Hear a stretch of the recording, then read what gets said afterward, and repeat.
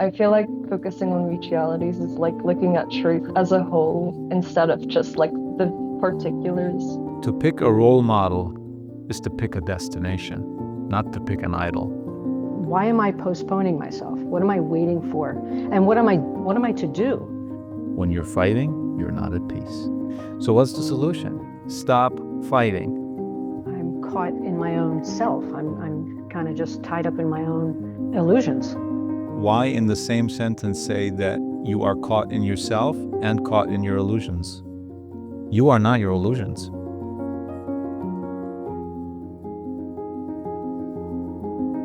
Are your role models your friends or your idols?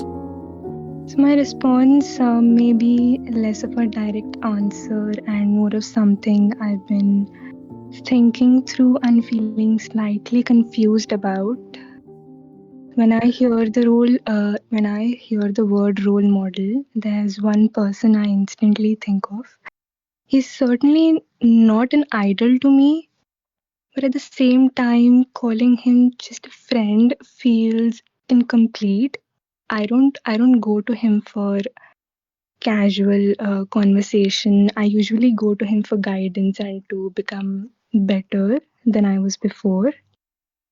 It reminds me of what, I don't know if you're familiar with this or not, but it reminds me of what Amir Khusro shared with Hazrat Nizamuddin Aulia. It doesn't feel like looking up to someone from a distance without a genuine connection. It doesn't feel like everyday friendship either. It feels like something that transforms you over time. But after reading the responses in the group, I've started to think that maybe friendship is broader than I understood. To me, a friend is someone I can simply be myself with. There is care and trust on both sides. I can speak freely, even disagree, and still feel safe in that relationship. And we genuinely want what is good for each other. With my friends, there is ease and equality in how we talk and share. That is why I'm questioning this. With him, the love, trust, and care are mutual, but the guidance and correction mostly is in one direction. I feel like he is my friend, but he is also more of a mentor. Maybe he is a mentor in role, but a friend at heart, or perhaps a friend like mentor. I am still trying to understand it. So, my question is this: can friendship include guidance, correction, and growth, or does a relationship like this belong in a different category altogether? It clearly shows that you've been thinking about the idea. And by doing that, you've already reaped all of the benefits. Just so you know.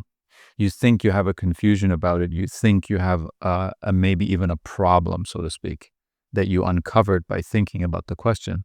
But I'm telling you, there is no problem and you've already gained all of the benefits. And that question you do have, of course, it's real. Of course, it exists. Of course, it is maybe challenging you in your mind. But I promise you, if you keep thinking about the question or the concepts or whatever it led you to think about, right? Whatever your particular exploration that it set you on, if you continue that, as with everything else, you will find your own unique answers to all of the questions you ever had and ever could have, including this one. I think you mentioned something very important, that there's a one-way street going on with certain things when someone is our role model or our idol versus when someone is our friend. And that's sort of what the question of the week is trying to point out, or rather is trying to confront you with, just so that you get into this exploration and you give yourself these answers of what you think about this. How do you treat your role models? How do you view them? And is that to the utmost benefit of you, or is there maybe something that needs to change? Maybe. It's just a suggestion. And so what you uncovered just by looking at the question is that unevenness, Yeah. right? So friends are supposed to be and are even. They're equals. Not equals as in they're identical, right? Like you said, they can have different views, certainly different backgrounds, but they're equals in the sense that one is not the master and the other one's not the apprentice, sort of thing. And so I want to sit with that for now. I've noted your question and I am going to answer it because your question is at the very heart of my own answer to the question of the week, which I always give at the end of the meeting. So I'm just going to ask you to hold on for that. And I promise you, in my answer, I think you will find the question that you're asking for, and that you, and I think it will give you something more to think about. So we'll leave that for now, and it will be answered at the very end, I promise you. Is there anything else you wanted to share or ask until then? No. Okay. Yeah. So, like I said, I promise you, I just don't want to answer it now because I don't want to influence people, right? Because we're just at the beginning. There might be other people who want to answer the question. And so I want to keep it to myself just for now. And then at the end of the this meeting, I will get back to that. Okay? Okay. Thank you so much. Thank you. Thank you so much for speaking, and thank you so much for your attention and being here. I'm moving you back to the audience. And thank you again. That was right at the heart of where the question of the week is trying to get. And so I will invite our next speaker. And before I speak to the next speaker, I see people requesting to speak and then pulling their requests. I'm wondering why that is. Are you giving into fear? Are you letting yourself be sort of convinced that you shouldn't speak? I promise you that's not a good idea. So if you at all want to speak, put your request in. Do it despite fear. Do the opposite of what fear tells you. Okay, so don't be afraid. And hello, hi, nice to see you. Nice to see you again. I don't know if you remember we Yeah. met before on one-on-one. I do, yes. Well, I first wanted to, this is the first time in front of people, so I first wanted to thank you, Atesh, for wonderful work you've been doing. I spent a lot of time observing it and thinking about it and really trying to be present.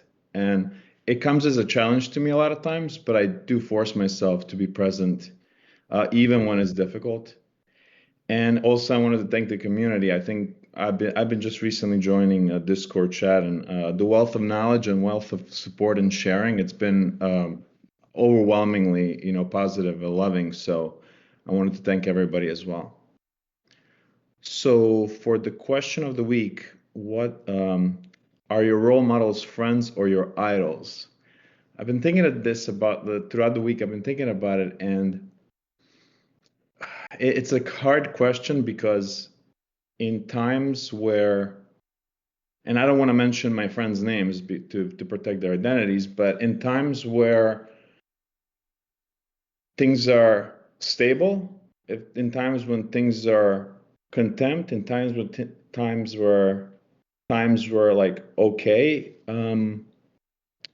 I would follow suggestions from friends who have a good track record and who have a proven their advice is deemed proven to me that they work, and whenever I applied their formulas or whatever they suggested, it tends to work in real time, which I keep that near me, and I'm very fortunate to have that kind of pillar of support in my life. But I did have experiences in life where, in times of desperation, and I heard a previous individual that joined said something about fear. In times of fear and desperation, sometimes I seek support or idols in the places where I shouldn't be. So that is my personal observational question of the week, if that makes sense. Yeah, it makes sense. In fact, I think we all want to know more. When you say in times of fear and desperation, you seek the wrong role models or the wrong idols. What do you mean by that? Well, and again, I don't mind like my videos and content being used at all, but I don't want to like do one-to-one detail, but on a higher level, let's say there's like a breakup, or let's say there's loss of employment, or some kind of circumstance that can occur in those times. I feel like the mind goes into hyper shock, regardless of, I mean, I'm not a religious person. I do meditate, but regardless of how much I work on myself, I get in those moments when it's like a critical situation at this particular moment, perhaps. In those moments, I would say like I would quickly, at least me, I don't want to speak for everybody else, but I would try to start like looking for the flotation device. I'm like, what is it? Is it a friend? Is it a family member? Do I call? Do I quickly like get a training that can be a scam training or something, in terms of like if I lost a job or something? So does that answer part of the question? Yeah, absolutely. And it makes me want to ask you if you think those times, I mean, you're pretty much saying when you're saying there are desperate times, do you think you get emotional during those situations? Um, I mean, I do. I know how to hide it, but I do. Yeah. So, and of course, that's what matters, right? What's going on inside of you, not so much what you're showing, but what's going on inside of you. And so, how do you expect to be able to pick the right role models, or even to know what the right next step is, if you are being emotional in your way of thinking about the current situation, rather than of reason and of calm, logical awareness? I mean, you're right. Yeah. Most likely that me or that person is not going to come up with a good equation in that situation. So whenever I think you're noticing this, whenever you're emotional, whenever you've given into fear, into so-called desperation, or also other things like pride, um, or greed, right? Any of these things, when you're passionate about something, when you are fighting for something, when you are protecting something, when you are trying to prove something to someone, including to yourself, you are so emotional. And every time you're so emotional, you're unaware, right? Because you literally don't know what you're doing and why you're doing it. And later, when perhaps the time passes, when the situation passes, and you're calmer and you can see just plain facts without any emotion to them, you see, well, the way I acted was just illogical, and I made this mistake, and I sought wrong role models. And if I had looked at it, if I had given myself more time, and if I had paid better attention with calm reason rather than hectic emotion, I would have seen before I did it that this person was not right, that this decision was not right, that I did not know, I was not ready yet, but I couldn't see it because I was so emotional, because I was so unaware. If you notice, every time you're emotional, especially, for example, things like anger, whenever you're angry, you're unaware. It's sort of like when you see people on the road driving angrily, right? When they have road rage, they're doing the silliest things. And if you show them a video of them, or if they just remember what they did, they say, I can't believe I did that. That was so stupid. That could have cost me my life. I could have killed someone else. At the very least, I could have caused myself a huge amount of trouble, financially and even legally. Why would I ever engage with this stranger on the road that just made a mistake, or even on purpose was being unsafe on the road? Why would I add to that? Why would I join that? Why would I get into communication with that, into a back and forth? Why would I become like the very person that I'm condemning of being ignorant or reckless or unsafe? every time I become angry, I become like my enemy. Enemy in quotation marks, right? Because enemies don't really exist. But that's what we're doing when we're angry. We're seeing enemies and we're trying to fight them, and we don't realize that we become exactly what we hate. Because hate or anger, ignorance, misguidedness is what's driving them. They are doing those things that are reckless, unsafe, disrespectful, whatever it is, out of ignorance, out of hate, out of anger. And because they are thinking they are doing the right thing and they're fighting for what's right, or they're fighting something that's against injustice, all these things, right? In their mind, someone who cuts you off on the road is correcting you. Isn't that what they're doing? They know the rules better. They're really good drivers. They know everything.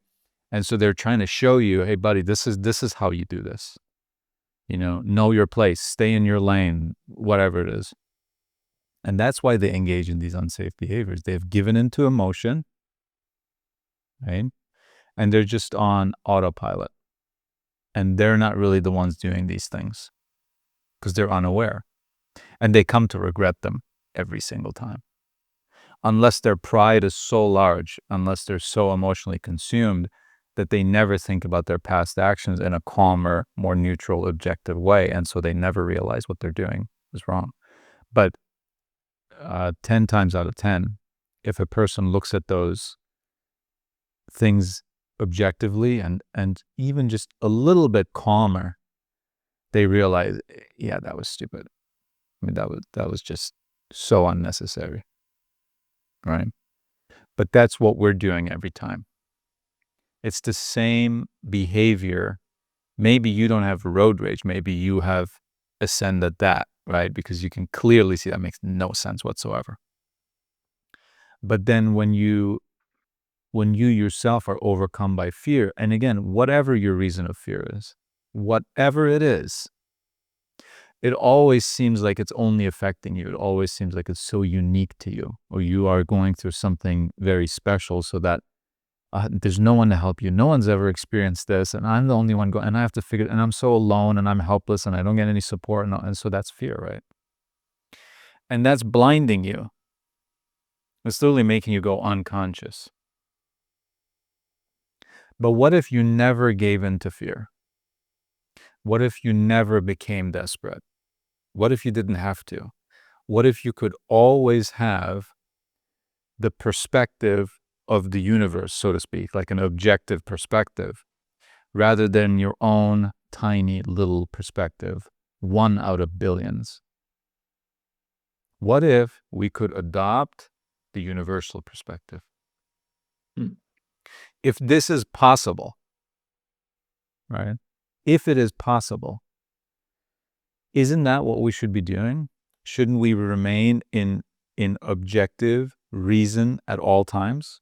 If it's possible, wouldn't you choose that 10 times out of 10? Absolutely.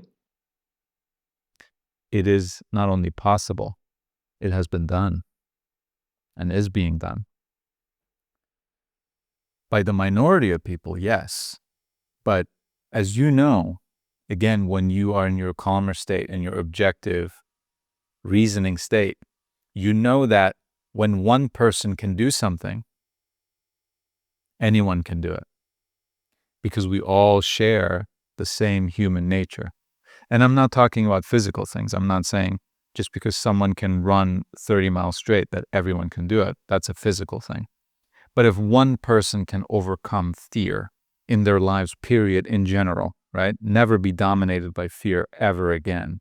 If they can live their entire lives after that certain point, then that proves that you can too, that I can too, that we all can. And we have so many people that are proving that to us. You said you're not religious, but behind every religion, there's a very reasonable, objective, strong, logical, and wise individual, right? Behind Islam, it's Muhammad. Behind Christianity, it's Jesus. Behind Buddhism, it's the Buddha. And those original people, before the institutions, before the mosques, before the synagogues, before the churches, right? Those were just people who saw this exact phenomenon. They looked around themselves, Jesus, Buddha, for example, right? And they saw everyone consumed by anger, by hatred. Everyone is defending something because everyone is looking at it from their own individual and objectively tiny perspective. They're saying my children, my family, my living, my job, my house, my objects, my pride, my reputation. And anyone who does or says even anything against these things that our tiny little individual bodies have accrued, think they're so important, immediately becomes an enemy. And when you are someone who has enemies, you are fighting. And when you are fighting, you are not at peace. Is there anything more obvious than that? When you are fighting, you are not at peace. Now, is there a single individual human being that would say that that's not true? It's one of the most obvious statements you can make. When you're fighting, you're not at peace. So what's the solution? Stop fighting. Stop fighting. There is never, ever a single situation, never, ever a single situation in which you have to defend yourself. Never. The only situations are physical, right? If someone's coming at you physically, you defend yourself, but that's not you. You're defending your body. And you can do even that without emotion. You can say, I know my rights, right? I know that I have the ability and the right to defend myself. And so I go about doing that. But at the workplace, someone said this to me, and they're calling me incompetent, and they're saying all these things to my boss or to my coworkers. So what? There's nothing to defend. That person is lying about an illusion, creating an illusion, because the image they have of you is an illusion. They don't know you. No one knows another person, truly, fully. No one. And so when they say things about you, good or bad, by the way, they're just responding to an illusion, to the surface level, to appearances, to how you seem to them. And then they're creating other illusions, good or bad, of how they want the illusion that they are perceiving to be perceived by others. And at that point, you're like 2-3 levels deep into illusion, right? So let them. Let them. Why do you think that that this concerns you? That this illusion that has been created based on appearance, based on nothing really, about you, away from you, is something that you need to identify with and say, oh, this is me. I am being attacked. I need to defend me. Who are you defending? Anyone who says anything about you, does that make you a less loving, a less kind, a less just, a less aware, a less fair person? No, it doesn't. You are exactly what you are, good or bad, right? You're exactly as kind, as honest, and as loving as you are. No more, no less. And what someone says or even does out in the world cannot change a single thing about that. So you cannot be made better or worse by another person's actions. And certainly not by their words. So what are we fighting for this whole time? Oh, you said something bad about my friend. You stole money from my friend. You are lying about me. You're destroying my reputation. You are spreading rumors. So what? When someone lies about you or even physically steals from you, they are turning themselves into liars, cheaters, deceivers, and thieves.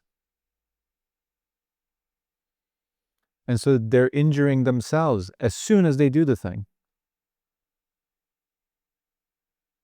There's no vengeance to be done here. They've already, it's sort of like when people talk about karma, right? Instant karma. That's what this is. This is instant karma. As soon as you lie, you have turned yourself, no one else did that to you, you have turned yourself into a liar, a cheater, a deceiver, a person that believes in lies, a person that creates and adopts and gives life to illusions and puts themselves into illusions. So why would you participate in those illusions? Why would you say, I want to be included in this illusion? Make me part of it. And so nothing's happening to you. This is what fear is telling you, though. Fear is constantly telling you that something is happening to you because fear is an illusion. Fear lives off of, it creates and lives off of illusions. And so fear is constantly telling you something is happening to you. Simple example, which we see here every week, right? Someone is nervous, someone is shy to speak because they think it's public speaking. What is fear telling them? Fear is telling them that if you open up yourself, if you become vulnerable, so to speak, because you're speaking, right? That other people will judge you. Or in their heads, they will think lesser of you or whatever. And so somehow they think that's going to affect them. Somehow they think that the thoughts, opinions, judgments of other people can harm them. It's the funniest thing. If all of us wouldn't be doing this, this would seem like the craziest thing to do. And it is. Imagine thinking that the thoughts of other people can harm you. Imagine they can change you. Imagine that if you are a fair person, right? You see money on the street and you see the person who just dropped it. Imagine that the thoughts and actions of other people could turn you into a person who says nothing. Could turn you into a person who just grabs the money and takes it instead of giving it back to the person. They can't do that. If you are someone who says, hey, you just dropped your money, here it is, don't walk away, then you are that person regardless. No one can change that. And if you are that person, you're a fair person, at least in that moment. You're a just person. You are of truth. You are not of deception. You are not of greed. All these things, right? You are of respect. You are of love. You are of understanding. You are of honesty. Who can ever change that? Come here and speak. Experience. Not that anyone would ever judge anyone here in this way, but even if they did, let it happen and see that nothing is happening to you. Nothing is happening to you. That nervousness, that insecurity, if it is there, I'm not saying it is there, that pain, that fear, that sort of opinion that you might be affected like that, it's all inside of you. It's not emanating from other people towards you and damaging you. It's inside of you. So when you get angry, when you get fearful, when you get desperate, when you get angry, when you get greedy or vengeful or jealous, envious, it's all inside of you. It's not this object. It's not this person that is sending you greed and jealousy and envy. It's not emanating from the object or the person. It's inside of you. And so, as we always say, the work of life is to realize that and then to say, well, why would I keep that inside of me? Why would I have that? Why would I give it life? Why would I harbor it? And as soon as you realize that, as soon as you ask yourself that with reason, again, not with emotion, it will fall off of you. When have you ever carried around something in your pocket that you knew for a fact was useless and in fact damaging to you? As soon as you knew it was in your pocket or you knew that it was useless, you took it out of your pocket, you threw it right in the trash. So we do that in physical terms because in physical terms, it's undeniable, right? You experience pain, which you're not in control of. You're seeing physically that it doesn't make any sense, that it's damaging. And so it's brought to your attention automatically. But in the realm of ideas inside of you, spiritually, for the lack of a better word, there is no such thing as an automatic notification that shows you this is hurting you. You have to understand that. You have to see that. But as soon as you do, it's even easier than in the physical realm to get rid of it. Because in the physical realm, often when you have something in your house, let's say it's paint, you're painting a room and you have extra paint and you want to get rid of it. Well, you can't just throw it in the trash. You can't just throw it in the yard and the down the drain because it's chemical, it's toxic. So there are laws. You have to dry it out, or you have to bring it to a special facility. It's difficult. But in the realm of ideas, you see how damaging fear is to you. You see how damaging your own pride is to you. You see how damaging it is to constantly fight for something and thereby sacrifice your peace to it. And immediately you can let it go. You don't have to wait. You don't need anyone else's help to do it. You don't need a special place to take it to. You don't need to pay any money for it. It falls off of you immediately. All it requires, as we always say, all that truth requires is not wealth. It's not intelligence. Some of the least intelligent people have done this. And that's fact. That's a historical fact. Some of the least wealthy people have done this. That's another historical fact. So what do they have in common? The one thing that they do have in common is dedication. And dedication, what are we dedicating? What is it that we are dedicating? It's our attention. If you dedicate your attention, which is you are nothing other than your attention, your awareness. If you dedicate that to truth, you have truth, period. It's like a law, it's like a physical law, right? As soon as you dedicate yourself to truth, you have truth. You are with truth, you are of truth, and nothing can harm you. And the one thing that is in the way of us dedicating our attention, ourselves, in other words, to truth, are the distractions.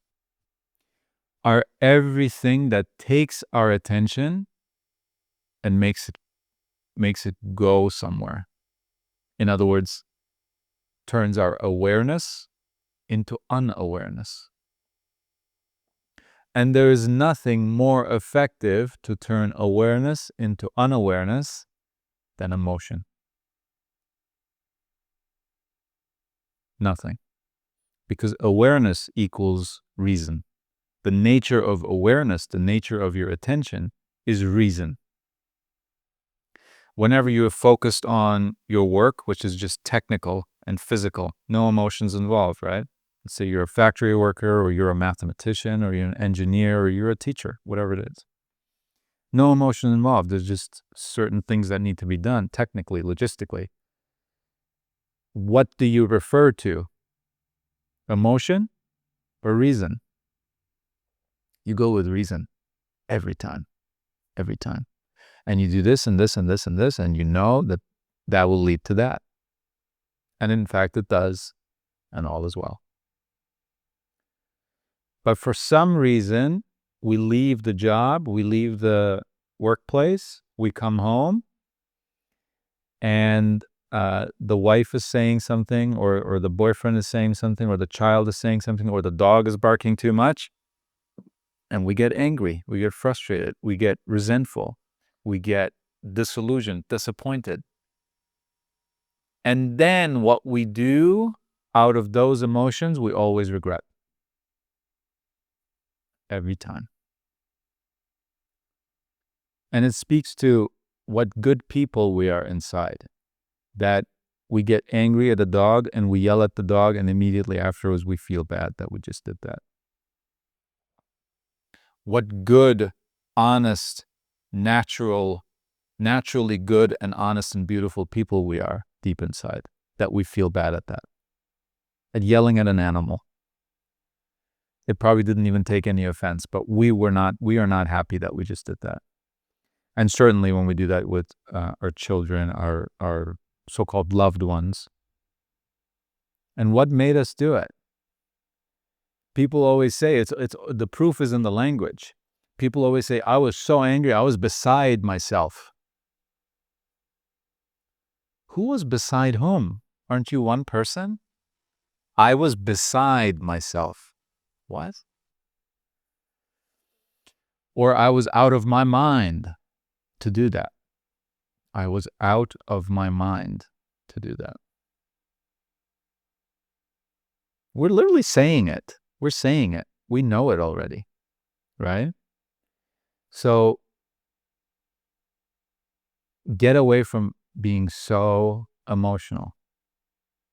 And I'm saying that to you, but this goes for everyone because we have all the same nature, and it doesn't matter if you are a Buddhist monk, if you've been meditating for 30 years, if you let go of this awareness, if you become unaware, you will do the same exact thing as every other unaware person.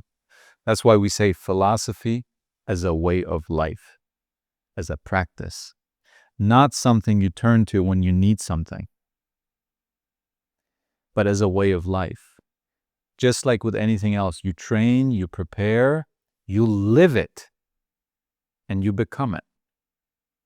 So if you want to be guided by the light, if you want to do everything that you ever have done in your life, everything that you've ever done in your life that you did correctly, that you approve of, that you think was the right thing to do, you did it with reason.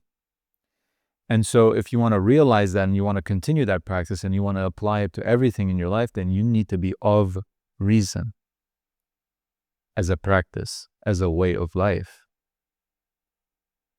And that requires, if you want to do it, nothing's required of you, but if you want to do it, then it is required that you go throughout your day before you become angry, before you become desperate, before fear comes, before disappointments come, that you prepare yourself, that you study and understand and practice the nature of these things. What is the nature of fear? What is the nature of anger? You can understand it. Every single human being. If you're a human being, it's guaranteed that you can understand these things. And so not doing it is a choice, not an inability. And there is unawareness about the choice itself. People are angry because they think that's their only option. Totally understandable. We've all been there. But you've been made aware. You've been made aware by so many people in history about anger, about fear, about all of that. And so now it's a choice to you. And if it's a choice, why not go with the better choice, with the better option? And that's what philosophy is. Once again, we have uncovered yet another little summary, little definition of the work of life, of philosophy. It is to go with the better option. That's all it is. And I promise you, anger, fear, whatever you want to mention, whichever emotion, it is not necessary. It is not necessary. Those are the two objections against peace that people have. I have to be angry. It's required of me. No, it's not. Or they say it's natural. Natural doesn't mean normal. Natural doesn't mean good. Natural doesn't mean right. And so that's not an objection either, because people have done it. Whether it's natural or unnatural, you don't have to do it. And it's only damaged you. And so that's what I want to tell you specifically about you gave a great answer, in my opinion, about how we tend to fall into the wrong people, the wrong methods, the wrong decisions in times of fear and desperation, and we pick the wrong so-called role models, right? They should have never been our role models, but that's what we do. And it's because of this underlying human condition, which we all share, right? We have to work in times of calm to prepare for the times that arise our anger. Again, it's inside of you. Things can only provoke your anger. They cannot increase your anger. They cannot give you more anger inside of you, a larger potential for anger. They can't. It's already inside of you, and things only provoke it. But if you get rid of it, if you carve that out of yourself, if you get rid of that object in your pocket that you now realize is unnecessary and in fact damaging you, then there is nothing to provoke. A person who remains in awareness, a person who understands, knows, and has reason cannot be provoked to anger,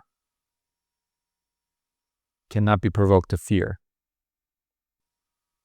and certainly cannot be provoked to perform vengeance or to become jealous, to become envious, to become greedy. All of those things that you have always regretted, you cannot be provoked to do anymore. If you don't have it inside of you, it's over. Does that make sense? Absolutely. Yes, it does. And so you can have it. And when I say you, I mean all of us, including myself. You can have it if you give it to yourself. And this is, again, part of the reason why we call these meetings kinship, because this is a group of people, whoever is here, whenever they're here, however many times they're here, they are looking for peace. And we have that in common, right? And we understand these basic things, and we're working on ourselves. That's the bond here, right? That's the commonality here. And anyone can have that, and everyone can have that. All you need to do is to work on yourself. It needs to be a way of life. It needs to be a practice. Okay? It's a great gift, and it's actually free. That's exactly what it is. It's freeing, yeah? Because peace is freedom, right? There's no peace without freedom, and vice versa. And so that's all there is to it. And it really is, we always say also here, it's not easy, not always, but it is always simple. It's always simple. There's nothing complicated about it. There's nothing expensive about it. There's nothing, again, anything that requires a high level of intelligence or anything like that. Absolutely not. And so it's all about dedication. That's all it is. Is there anything else you wanted to share or ask?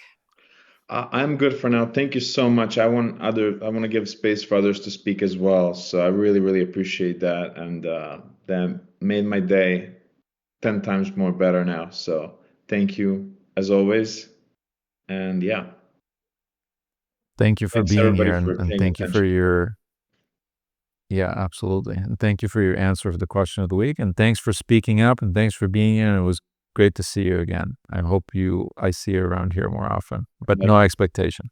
Likewise. Thank you. All right. Thank you very much. I'll move you back to the audience, and I will immediately also invite our next speaker. Hi there, Atesh.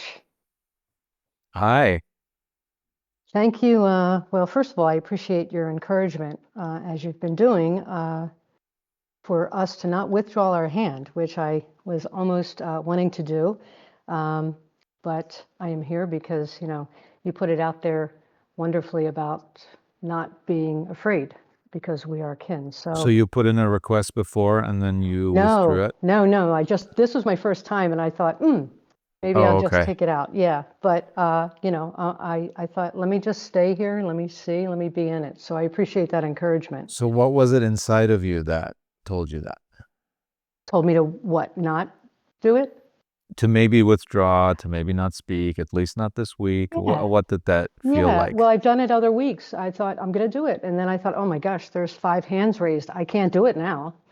So I thought this is the time to do it because it felt right. I raised it early. So I was a first time raiser and I did it early enough to feel okay. And I think when you bring in these layering in, encouraging people to, not be afraid, it helps. It helps everybody, whether now or in a couple of weeks. So, I appreciate that kindness. Something you just said with the last caller, when you're fighting, you're not at peace. And that kind of brings me to where I am, reason for my speaking up. I'm in a conflict because right now what speaks to me and what brings the most sensibility is a deep desire for living in truth and being clear. The conflict that I feel, it affects me both personally and the work that I do. So one big part of my life that I'm having trouble in is what I do for a living. So I do movement coaching with people. So I work one-on-one with people in my own private studio. I work for myself and have been for 26 years. So I help people move better in their bodies. I help them feel better in their bodies and be better in their brains, really, by helping them and guiding them and coaching them on better movement skills for sure, but awareness and attention at the top of that. And so it's a really big plus for me that I get to do that. I hope that I help to open their minds up to paying attention and being aware.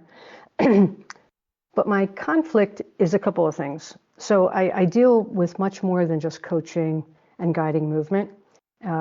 Because I do one-on-one, I hear much more of people's lives. I'm with people for 1 hour, and they're talking and their stories and their nonsense. A lot of what I hear with people, because I develop a relationship with them, is honestly, it's nonsense. And I feel like I have built resentment inside of me that I hold inside, that expressing externally, they don't know that, or maybe they do. But it's eating away at me because it's like, how much longer can I do this? Because this is how I make a living, right? These people pay me to be with them, and I love the skill of what I teach. I love what I teach, but it steals my energy because of the nonsense that I'm with. And so, I say to myself, why am I postponing myself? What am I waiting for? And what am I to do? Every day I think I'm going to meet up with it and it's going to be a little clearer. I'm going to be able to hold on to myself. I'm going to interact with them differently. But authenticity is a really big thing. So I'm not going to try to be somebody I'm not for them. And it's just a weird place for me. But, the work of life is conflicting with my, I guess you would say, bread of life. And I get very emotional stuff that I kind of just have inside of me. And then after I'm with these people, I think about things, or I try to steer them and their conversation and their nonsense a little bit differently. So I guess I'm just proposing this to see if you have any. Could you speak to that?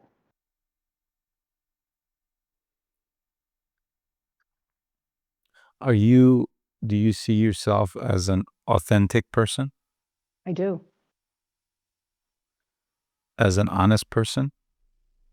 Honest person. I can't be honest if I'm sitting here listening to the nonsense and honestly acting as if all of it matters to me, that I actually care.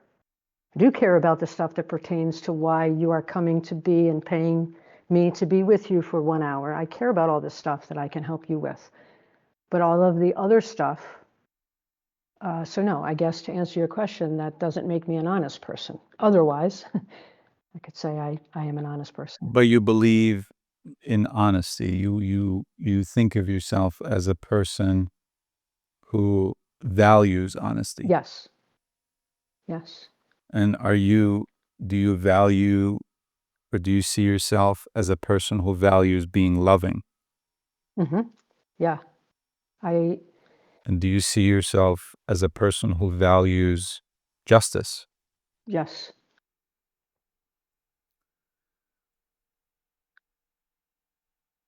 All these ideas about yourself are destroying you. Mhm. You resent others because they're, in your mind, they're not allowing you to be honest. They're not allowing you to be authentic. They're not allowing you to be a loving person because you know that to listen to illusions and to nonsense and to not say something is not the most loving thing you can do. And so in your mind, these are barriers. These people are keeping you from the very best thing that you deserve.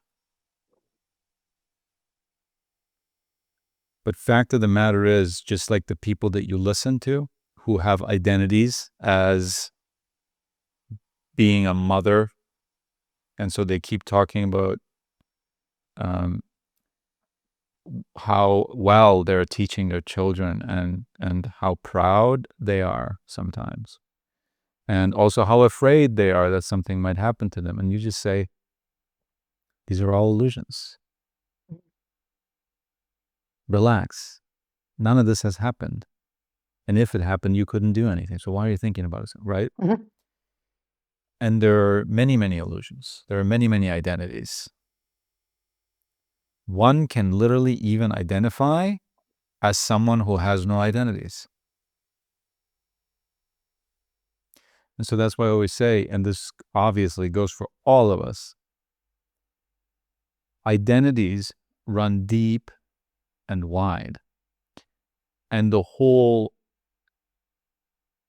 way that an identity continues to exist and persist and push you into resentment is the very fact that you're unaware of it.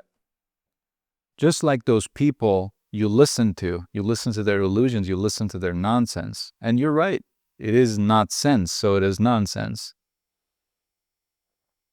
Just like that, you have your own illusions. You have your own nonsense. Mhm. And so you're no better than them.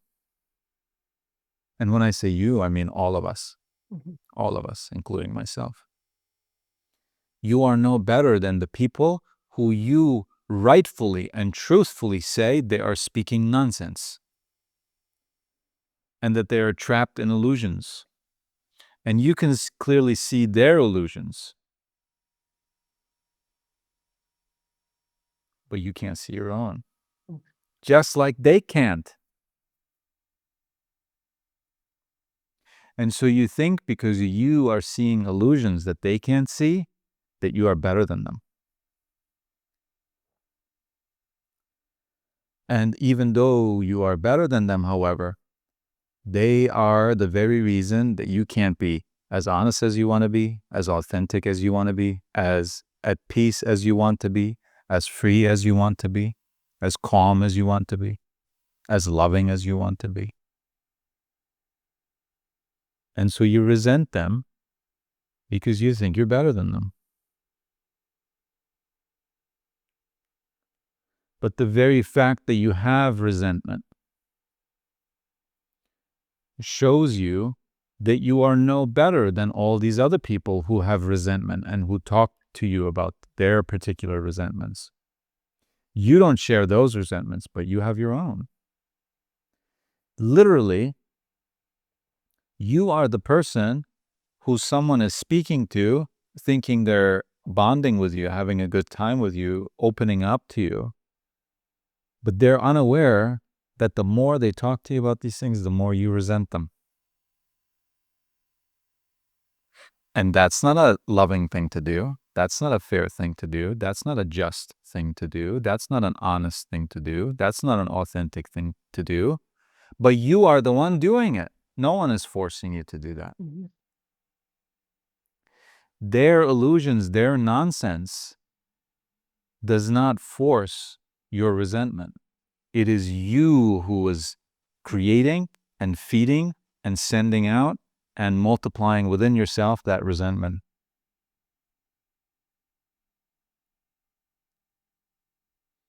Do you see how you are the source of your resentment inside of you and not those people? I absolutely do. You are spot on. And I have had a little glimmer of what you're saying. I've had a conversation with my partner who has said pretty much the same thing that you say, and they know my situation. You are quite brilliant in just being able to see this. How do I make change this is related to it. How do I make change? I've had relationships with these people, some of them for 25 years, some of them for 5 years. These people know me as I am, right? They know me how I am. They know me what I am for them. Being honest and loving and just, and being real with them is where I'm caught. I'm caught in my own self. I'm kind of just tied up in my own illusions, right? So I guess it's not really about. So why in the same sentence say that you are caught in yourself and caught in your illusions? You are not your illusions. Okay. Are you your illusions? I don't believe I am. I don't believe I am my So there you illusions. go. So you don't have a problem with yourself. There's no problem inside of you. It is what you have attached yourself to, which are the illusions, which are external, the identities. You are identifying. We talked about this for 1 or 2 weeks intensively about how virtues, Mhm. in saying that you are a virtuous person and believing in the virtues and really dedicating yourself in the virtues, which is exactly what you should do for yourself, can lead you into vices. Do you see how the more virtuous you identify as being, the more vices you slip into? I don't see it. The Yeah. virtues, yeah, sorry, Go go ahead. ahead. No, I don't see it, but it makes sense. I see a little crack through what you're saying, but I can make sense of it. Yes. Stay with it. You're going to see it. Mm. You're going to see it even more. And you can also go back to the recordings, because I do think that would be very helpful for you, because we literally talked about this in terms of the virtues, not quite as you're saying, but I think now that you're seeing the connection, you will benefit from it. You can go back to the recordings of these meetings and find that. Everyone always tells us, like, to be honest people, loving people, caring people, just people, fair people. And so we go on proving to others and ourselves that we are just by doing the right thing for the wrong reason. Because you're just trying to prove something to yourself.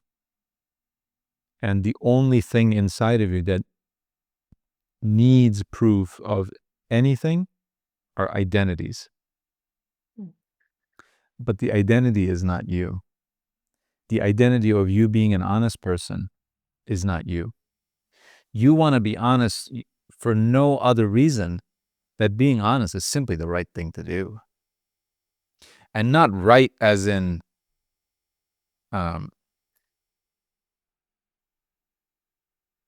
you will get some reward, but right as in logical.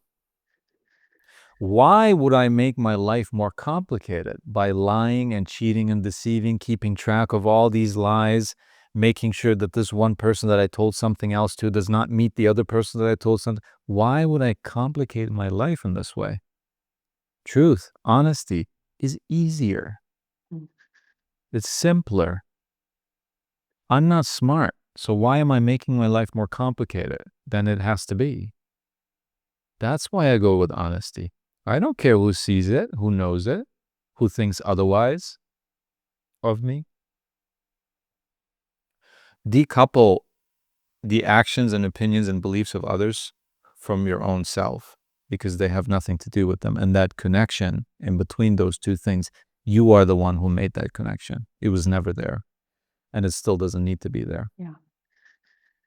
You can listen to someone's illusions and feel no resentment whatsoever. In fact, it's unnatural for you to feel resentment. Hmm.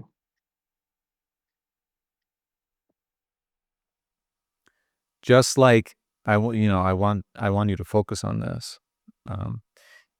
Just like they have illusions, you have illusions. And we all do. When I say you, again, I mean everyone. That's just how it goes. Yeah. And so clearly, you are doing the exact same thing they are doing. So how can you be better than them?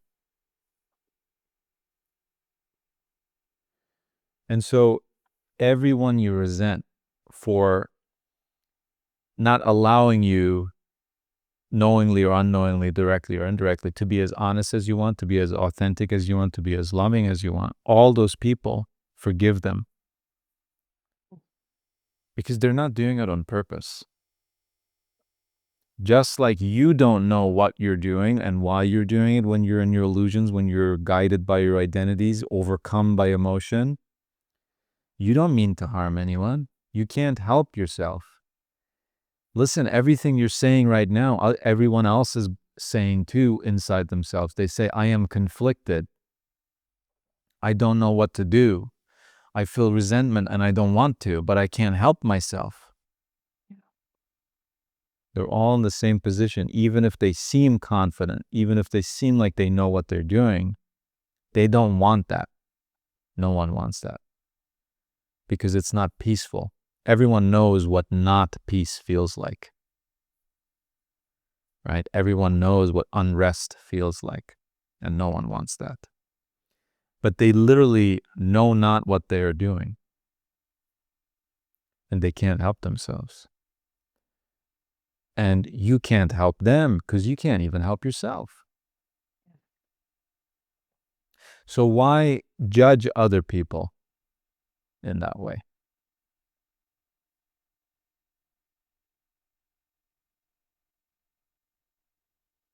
And you see what I mean? I do. I do. I mean, you're just shining a huge mirror right here. And yeah, that's big. Seriously, forgive them. Yeah. Forgive them. They don't mean to do it. Yeah. And they're just as lost and just as trapped as you feel. Yeah. However, they are not. Have you noticed this? Whenever you listen to these people's illusions and their nonsense, they don't forgive others. No. No.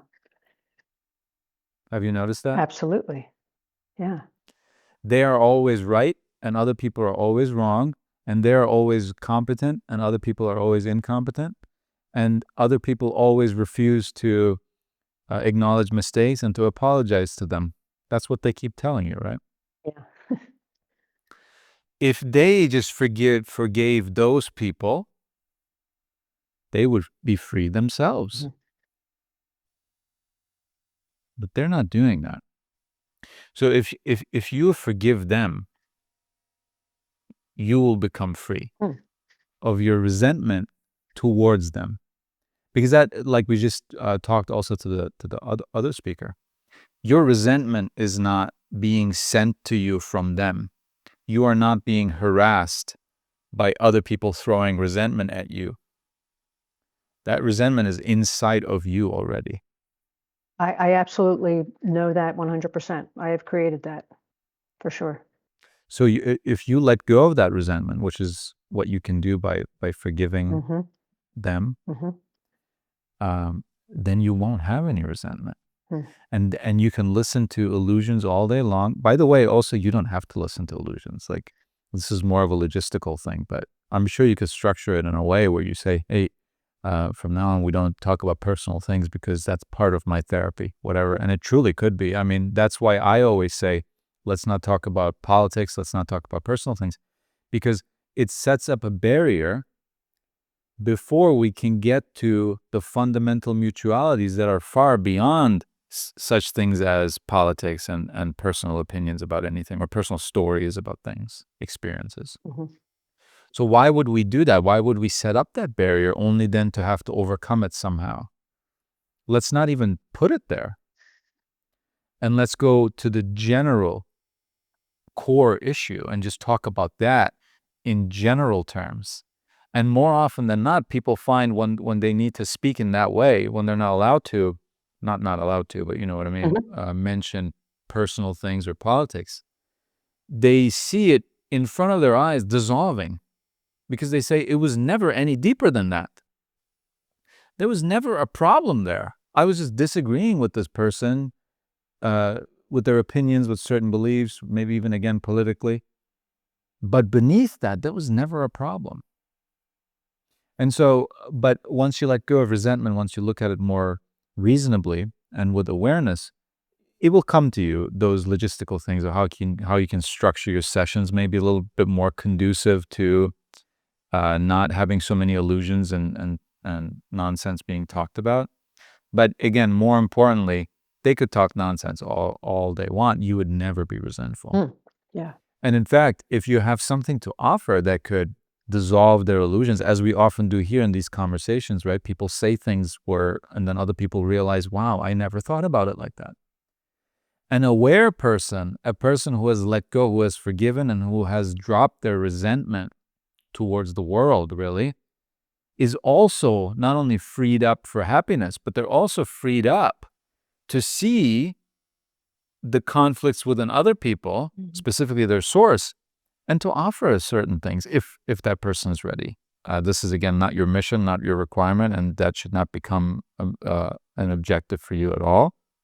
But if this person is your friend in the sense that they're very accepting, very open to anything you might offer them, that's really a person who's dropped their resentment and who's looking at it with awareness and reason, is the person who can see these things clearer for them and offer a couple of things. But regardless, whether you do that or you don't, or you choose to do that or you don't, you feel like it or you don't, it won't matter. Either way, you won't have any resentment, which is the most important thing. Your peace is the most important thing. And I don't think your work of bread is conflicting necessarily. It is right now, but I don't think it in its nature is conflicting with the work of life. And I think you'll see that. The problem, I shouldn't have said problem, because there really truly are no problems. The illusion, the resentment, the issue, the challenge is inside of you. Yeah. It's not in your work of bread. It's not in other people. It's not in the place you do it at. It's inside of yourself. Yeah. Right? Yeah. And so the more you work on yourself, the more even your work of bread, which, as you rightfully have said, is secondary, will benefit from it, though. Right? Yeah. So just all you have to do is keep thinking about these things as you have been, as you are, as you will.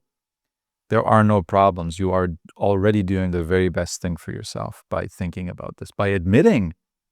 I mean, let's talk about this just for a second, especially since you're a person who's talking to so many people and has experience in this way. What a big deal it is to admit, I have resentment. Yeah, it's true. I know So it. many people, right? So many people walk around with resentment, and they kind of know they have resentment, but it's always someone else's fault. And it's always coming from the outside, and it's always, there's nothing they can do about it other than fight. For some reason, they still think they can fight, though. That's the funny thing. That's a real conflict.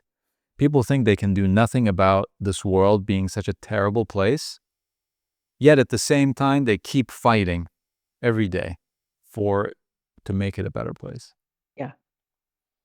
How does that make sense? Yeah, it doesn't. Because if they gave up, if they said, I can't save this world is corrupt, it's evil, it's terrible, and there's nothing I can do about it, I give up, they would realize, wow, I never had to fight.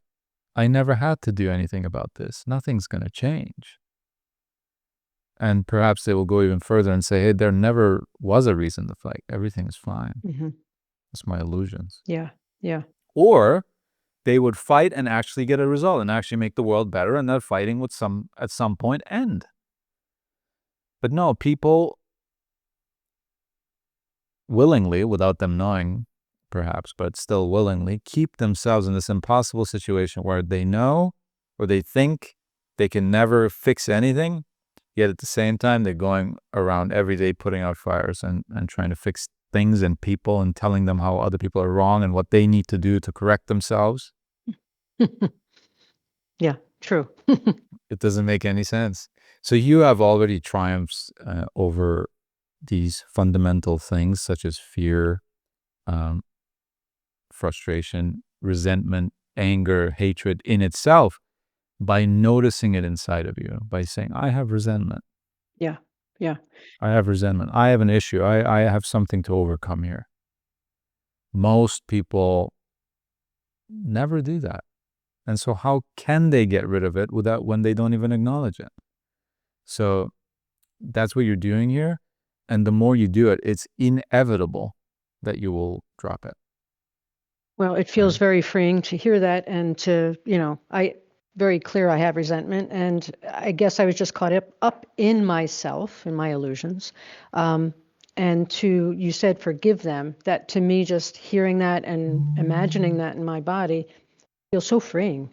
If I can, not if, I can do this. And then kind of foreseeing that resentment melting and then being with, these people are the same as me, right? So it's true. I just have to, get over myself or, see myself as I am, as you're pointing out brilliantly. And you also you just realize, which is the truth, right? You're dedicated to the truth, so it'll be very easy for you to realize that other people's illusions, other people's resentment cannot make you a better or worse person. It's not possible. Their illusions, their nonsense, other than taking up some of your time in your day perhaps, but again, that could be fixed, is not doing anything to you. You are just as honest, just as kind, just as loving, just as all these other things that you want to be, as you truly are. No more, no less, because of other people's actions. Yeah. Their nonsense, their illusions is not making you better or worse. Their actions are not making you better or worse. And so if they all of a sudden dropped all their nonsense and all their illusions, it would not make you a better person, but that's what you're expecting. You're right.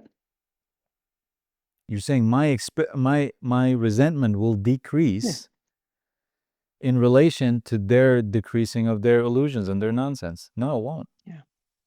If you have resentment inside of you, you will just go on, God forbid, you will go on to your partner. Yeah. And you'll say, I can't believe you keep leaving the door open. I can't believe you keep slamming doors and windows, right? Yeah. It can't be. I told you so many times, and you keep, Right. Someone who has resentment inside, you're just going to go on to the next thing. Yeah. Right? Yeah.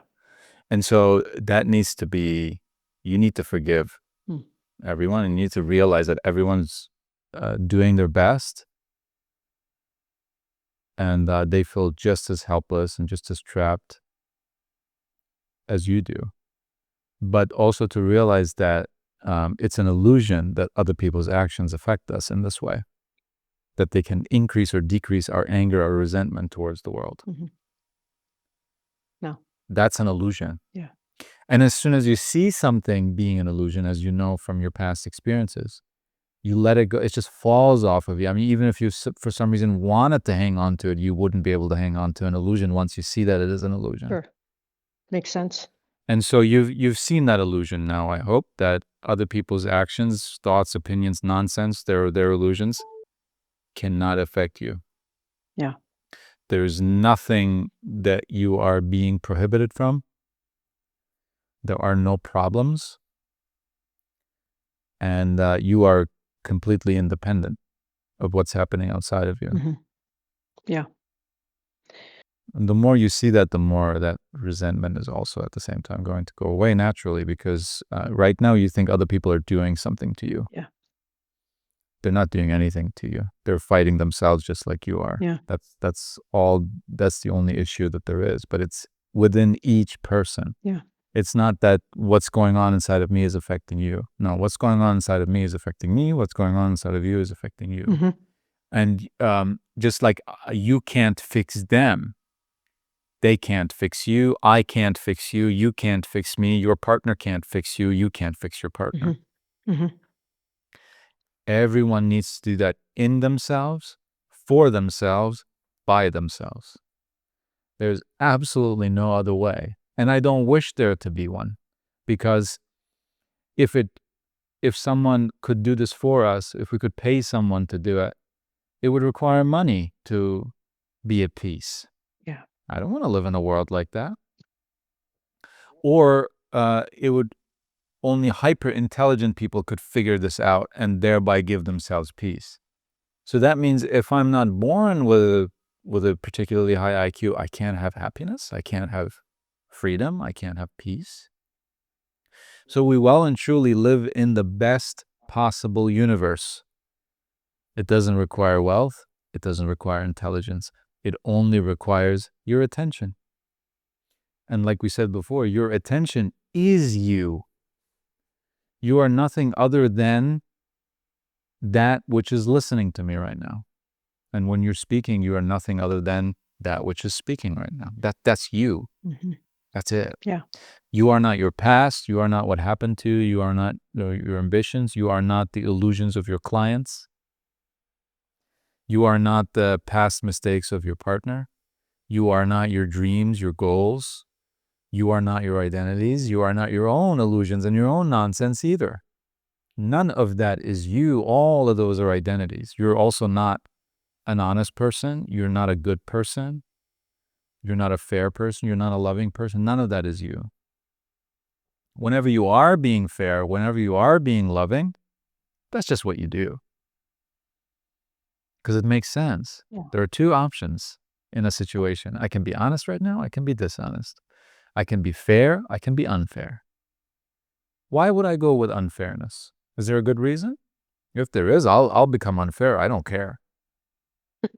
If you somehow convince me, show me today that unfairness somehow is more beneficial to me, I'll drop that whole idea of, oh, I'm such a fair person, I'm so good. No, I don't care. I'll become an unfair person then. I just don't see the reason. It doesn't make sense to me, so I don't do it. That's the only reason there is to be so-called good, fair, honest, just, loving, caring, kind, any of it. Yeah. It's just among the options, seems like the most efficient, most beneficial thing to do to me. That's it. Yeah. Oh, my religion requires me to be honest, otherwise this or that. That's not a good reason. Society tells us we should be honest. That's not a good reason. My partner thinks of me as a fair person. That's not a good reason. My clients think of me as an authentic, loving, real person. That's not a reason to be any of those things. You see that now? I do, clearly. Okay. Yeah. So I recommend that you just keep yourself on this exploration that you are already on. You're doing everything correctly. You're doing everything right. I'm just telling you to keep doing it because, like we said, it's a practice. It's a way of life. Don't fall off. That's the only thing that can happen to you, that you can slip from awareness, which is what you truly are, into unawareness, which is non-existence. That's the only thing that can happen to you. And even that is something you do to yourself. It's up to you to remain aware. It's not always up to you to be aware. You can slip into unawareness. It can happen, but you can always come back to it. Yeah. And the decision to come back to it, the will to come back to it, the tendency to be more with awareness than with unawareness is completely up to you. Yeah.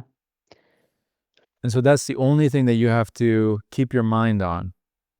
Not to be an honest person and say, did I tell any lies this week? I had to because of this one person. Now I resent the person. Now I resent myself. Now I resent the world. No. Yeah. Just when I'm aware, I naturally am honest because I don't see the point in deceit. My mind doesn't even think that way when I'm with awareness. Only when I'm overcome by emotion, by fear, I say, oh, I'm so scared that this might happen, so I'm just going to slip into a lie. It seems easier. It seems safer. And that's when we lie. Yeah.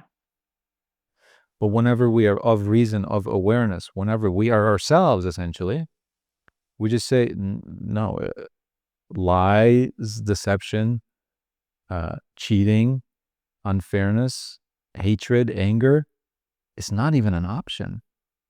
It's not even an option. I am not such an amazing person because I keep choosing honesty and justice.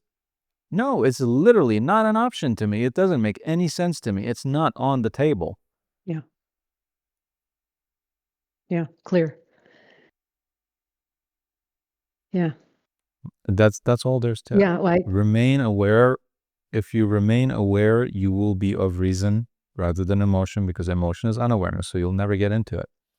And resentment is an emotion, right? So there you go. And illusions can only exist in emotion. They cannot exist in the light. When you shine the light, which is awareness, which is attention, which is reason on it, it cannot justify itself. So it just dissolves.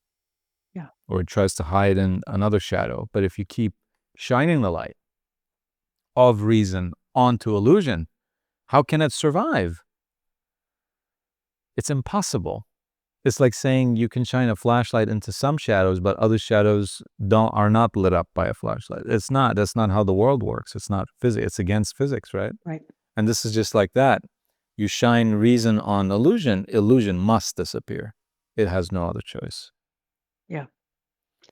And so you just keep shining that light, which logistically, in a more profane sense, I recommend that people do by reading things that seem relevant to your particular exploration right now, such as the one you're in. Whatever book seems to promise a piece of the puzzle or some truth in it, why not read it? That's your work of life. That is why I call it the work of life, because studying, doing, thinking, writing goes into it, right? And then, like I say, reading is one thing, but we also have to journal. We have to make these, journaling is the process of making an idea your own. You read it somewhere, or you have it, you hear it in a conversation like we are having now, but that's just me telling you something. And you might think, oh, that's a really great suggestion. I'm going to think about it. But it's not your own. It's still someone else's suggestion. But when you sit down and you write about it, not this, today this happened to me and this client said this nonsense, and so I felt, no, not like a diary, not like that. But what is the nature of resentment? Where does it come from? It comes from emotion. Emotion is unawareness. Reason is aware. Journal like that, right? You keep thinking about it. And then you see the gaps in your thinking, if there are any. And then you can specifically explore those gaps. Do more reading, conversations, discourse with someone, or with yourself, which is what journaling is. And keep writing about those and narrow it down until there are no gaps. And then you say, wow, I really understand this now. And whenever you understand something, whenever something makes sense to you, you adopt it. It becomes a part of you. And so you just live by it. You give yourself no other choice, in a good sense. Yeah. And so that's all there is to it. Really, that's all there is to it. It's not easy necessarily, but it is simple. And if you give yourself to this work of life, as I just described it in more logistical terms, no way are there going to be any answers, any conflicts left in your life that you will not find your own unique answer to. There's no way. That's one thing I do know. Yeah. It makes sense, and it's really beautiful what you just laid out. And I thank you for this very revealing and cleansing conversation. It's extremely meaningful to me, and I appreciate that, because it feels freeing that the work that I have in front of me and around me is just so promising by starting with forgiving them and just kind of tackling the resentment, because it's very clear to me of what I have, and how you just pointed everything out is wonderful. So I appreciate that. I appreciate your question because, as so often happens in these meetings, we end up talking about timeless and universal ideas. Timeless and universal means that it's relevant to everyone. Yeah. So what you brought up here up for discussion is something that has been and is and will always be very relevant to every single human being. And so we thank you for that. I mean, that's something that would not have happened without you. So I appreciate very much your insight, your honesty about yourself and about things that you are exploring, and also the openness to hear these things, which I don't want to say unfortunately, because there's no such thing as unfortunate, but most people in this world, the things that I've told you or that are often discussed here, are offensive to most people. They're offended by hearing that they are unaware, that they're having an illusion, that they're having an identity that is controlling them, that emotions, being overtaken by emotions, is not a good thing. It's offensive to people. But to you, it isn't.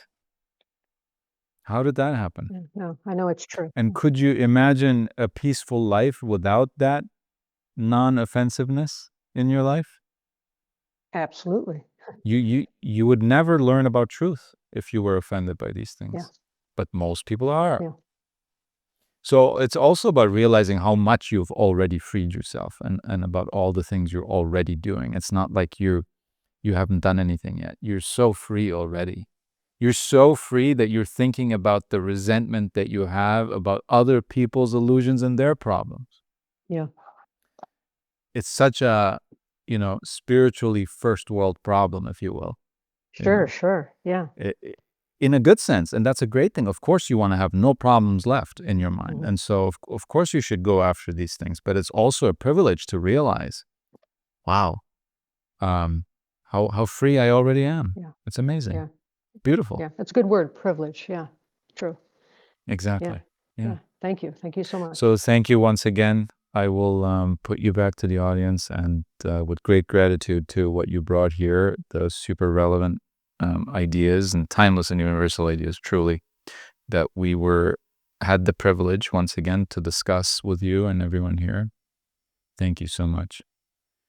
And I am immediately inviting our next speaker. So I have answered for the question of the week and also have my own question. So with which I have to start or should start? Yeah, let's remind once again, for those who haven't heard, the question of the week still is, are your role models your friends or your idols?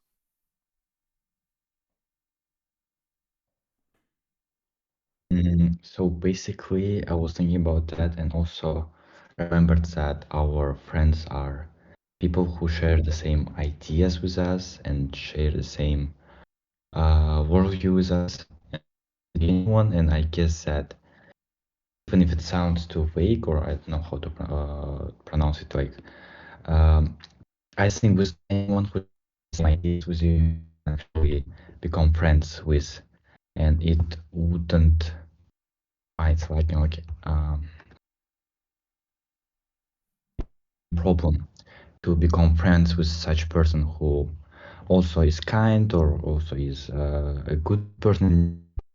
So, if we differentiate between friends and or I forgot the question, between friends and what was the second one? I forgot the word.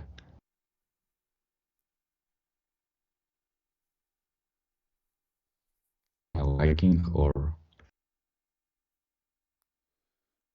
Oh, I thought you were still continuing. So your answer to the question of the week is that do you see your role models more as friends than as idols? Is that correct? basically yes, because my friends are also the people who have the same ideas with me, and those people are also our philosophical friends. Seneca or Marcus Aurelius. And I believe those people are actually our idols and our friends at the same time. Not those people like celebrities or someone else who are just successful in their field, but don't have the same, mm, like, I don't know, don't have the same ideas about the world. And Right. uh, Yeah, and I think you're absolutely right. further And on that, then that's why I also always call people such as Seneca or the philosophers that we really otherwise would call idols, right? That we in a way admire. That's why I keep referring to them as friends, because that's exactly what they are. They are people who share the same ideas, who have given me many of the ideas that I before did not know about. And so I call it a friend. And I think you're absolutely right. And people who don't have these valuable suggestions, these amazing, universal, and timeless ideas, which they not only believe in, but also have the power of expressing it to others. Yeah, they're those I don't call friends. People who don't have this particular thing about them. So you're right. I think that's the heart of the issue. That our friends are the ones who introduce us to timeless and universal things, and not people who are, as you have pointed out, celebrities or rich or all these kind of things. Yeah. okay, so I want to explain further on that like what's the difference between them as I saw it. So basically, such popular people, we call them idols because they reach some kind of mastery in their field. Maybe they're beautiful or they're successful. Maybe they have a lot of money or they have a lot of knowledge. But we are not sure of or how, like, weren't they deceiving someone, lying to someone, or whether they received all this success by good decisions rather than bad decisions. We can call idols only people who got the success by fair ways, and that's why I'm saying that those people who are not making the kind or good actions are not actually our idols because I'm not sure of how they got it. But we want to Right. get in a fair Yeah, way, of yeah, I course. appreciate that answer. And thank you for sharing that. It's always nice to hear about the question of the week. So we're saving that question and we're adding it to the common pool, our accumulated knowledge, which we're going to benefit from. And so thank you very much for adding it. And you said you had another question or something else that you wanted to share? Yes, so I was searching about like there is a pyramid of people's basic needs, and there is like food, like most fundamental. Second one, security, need for security, and third one is a need for sense of belonging. And belonging, it also includes belonging to a particular country or nation or something else. And so before you mentioned that we should detach ourselves for identities such as our job, um, our gender, or our maybe also nation. It also comes to this pool. And I was thinking that nation is not actually that insignificant as our job. And let me explain why. Firstly, when we like growing up, we were created by details of our nation. Like we first learned to talk in this language, and we heard of affection from our parents in this language also. And it's something like it seems like something more fundamental. And the reason why I'm asking is it like different or indifferent from other things that other people consider as identities, because I was planning to immigrate to a different country, and I believe that detaching from my nation would benefit me. That all these nationalists or racist people, I don't know, they wouldn't affect me and they wouldn't create some negative emotions in me. But at the same time, I think detaching from it would be challenging. And my question is it like beneficial to detach from our nation? Say that very last sentence again. It was cutting out a little bit. So basically, is it beneficial for us uh, to detach from detach nation from our identity as we did with our jobs and our other things. Are you your nationality? No, but I was mostly created, not created, but formed by it. But only physically. Only physically, not. No. Well, how else were you affected by it? So, as an example, with language, when some words, there is no some words in my language that exist in English language, and those like words like astray, there is no such word like astray in my language, and I wouldn't know about such type terms without it, and it significantly changed the way, not only this word, but different definitions, different understandings, our history, our such and such things, they change the directions of our life, and not only mine, but lives of millions of people. And I think if I'm honest right now, it's because of the moment when I faced with maybe your channel, or not only your channel, but other good people.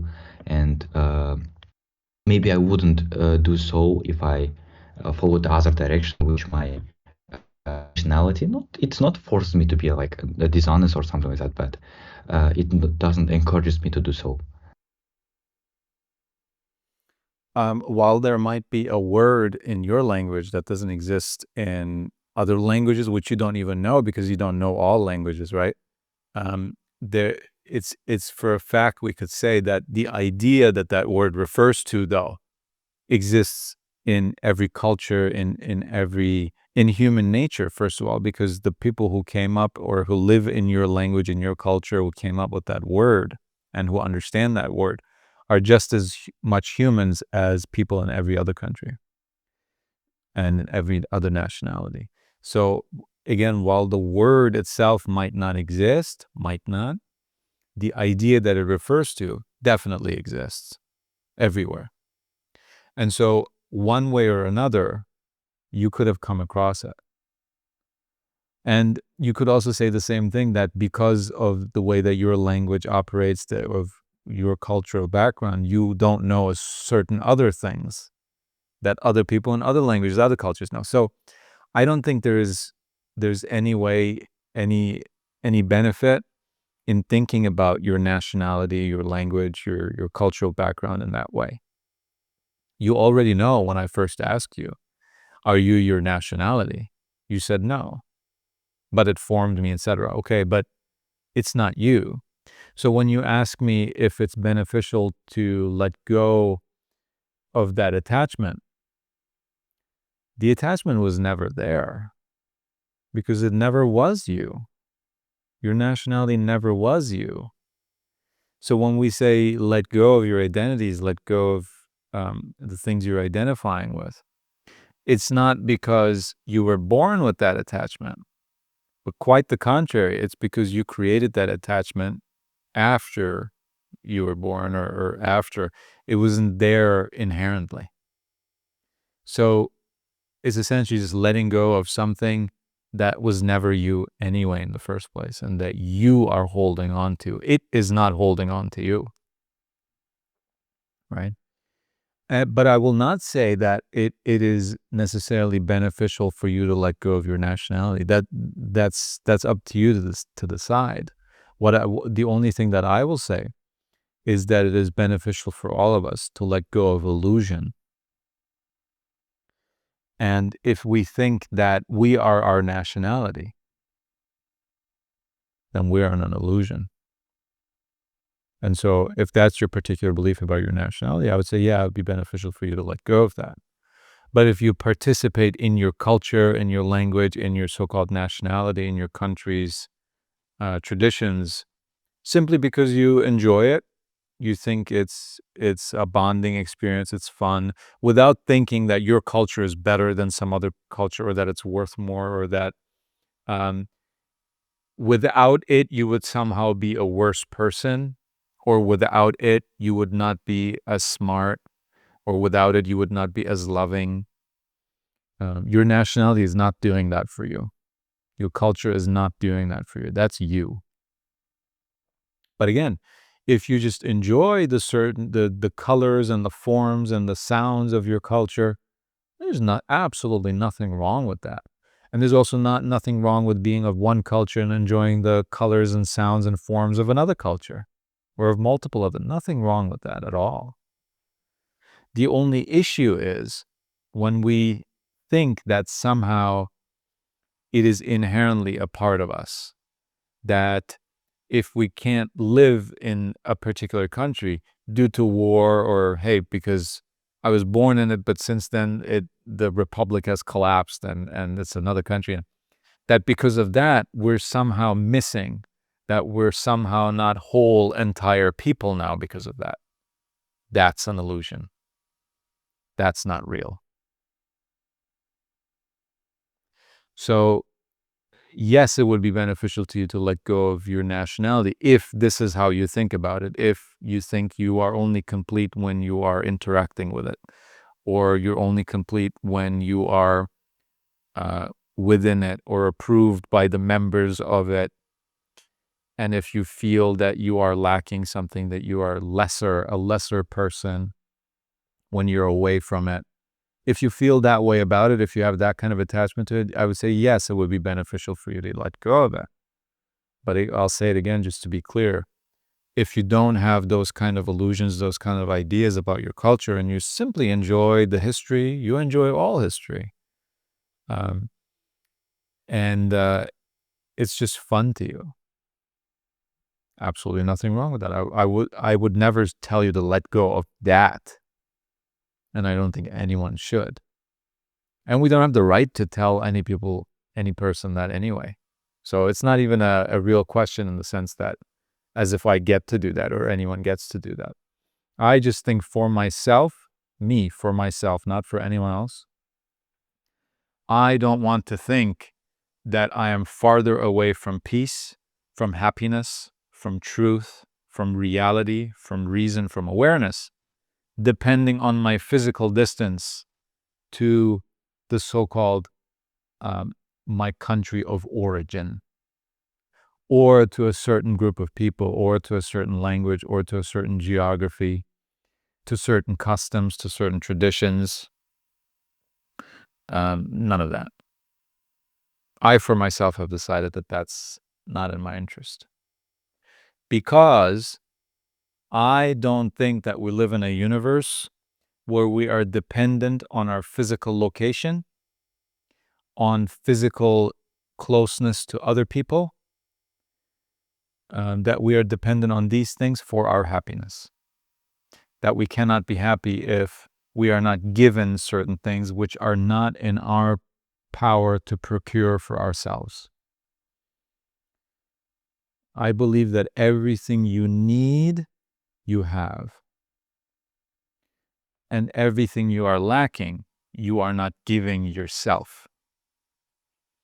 And that one cannot become at peace, otherwise so many more people would be, if they could just purchase it, if they could just be given it by someone, if they could just know the right people and be liked by the right people, and thereby gain peace, contentment, love towards others and towards themselves, and happiness.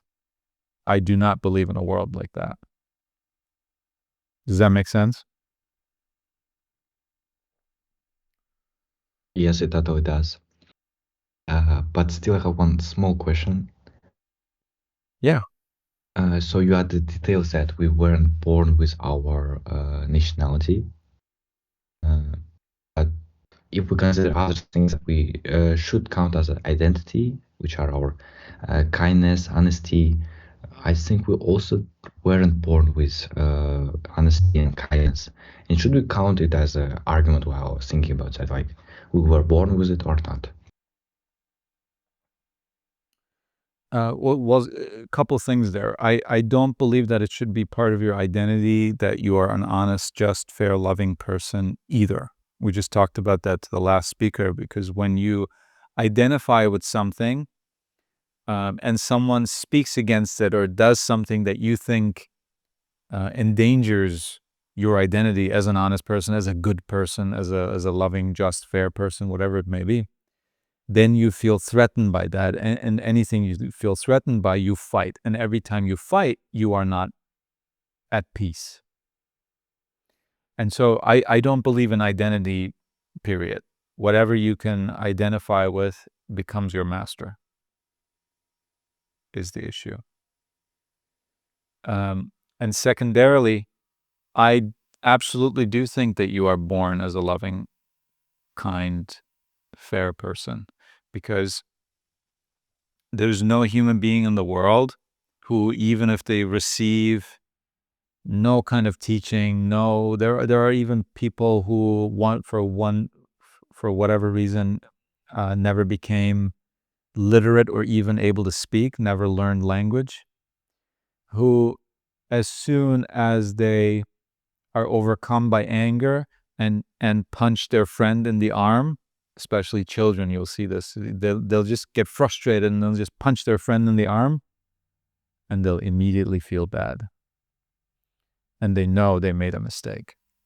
Not because this friend or someone else is going to punish them, but because they've done something wrong. They've done something unloving, and they just feel bad that they did that. Children, you see that all the time.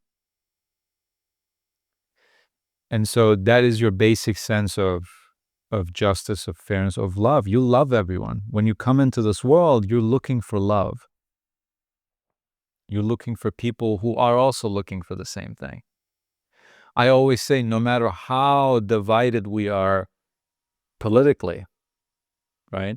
You could get 10 people together and they'll all disagree with something, right? Every person will disagree with every single person in that group about something. However, they all have in common that they believe in something. They don't have in common what they believe in, but that they believe, their inherent capacity and ability to believe, they have in common. There is not born anyone who does not have the capacity, the ability, the apparatus, the mechanism to believe in something. What they apply that belief to can be very different, and it can change, and it can be right, and it can be wrong. But that they are able to believe, no one argues against that, right? We all believe. We all have belief. What we apply it to is different often, but we all have belief. And so that is one of the many fundamental mutualities that every single human being who has ever existed and will ever exist shares with every other human being: the capacity to believe, the inclination to look what is best for themselves. Everyone is trying to attain that what they think is best for themselves. What they think is best for themselves differs all the time between people. I think this is best, you think this is best for yourself. So we would differ in that. But we're all looking for what is best, for what we think is best for ourselves. We all do that. So that's yet another universal, timeless, fundamental mutuality that all human beings share. And the list goes on, right?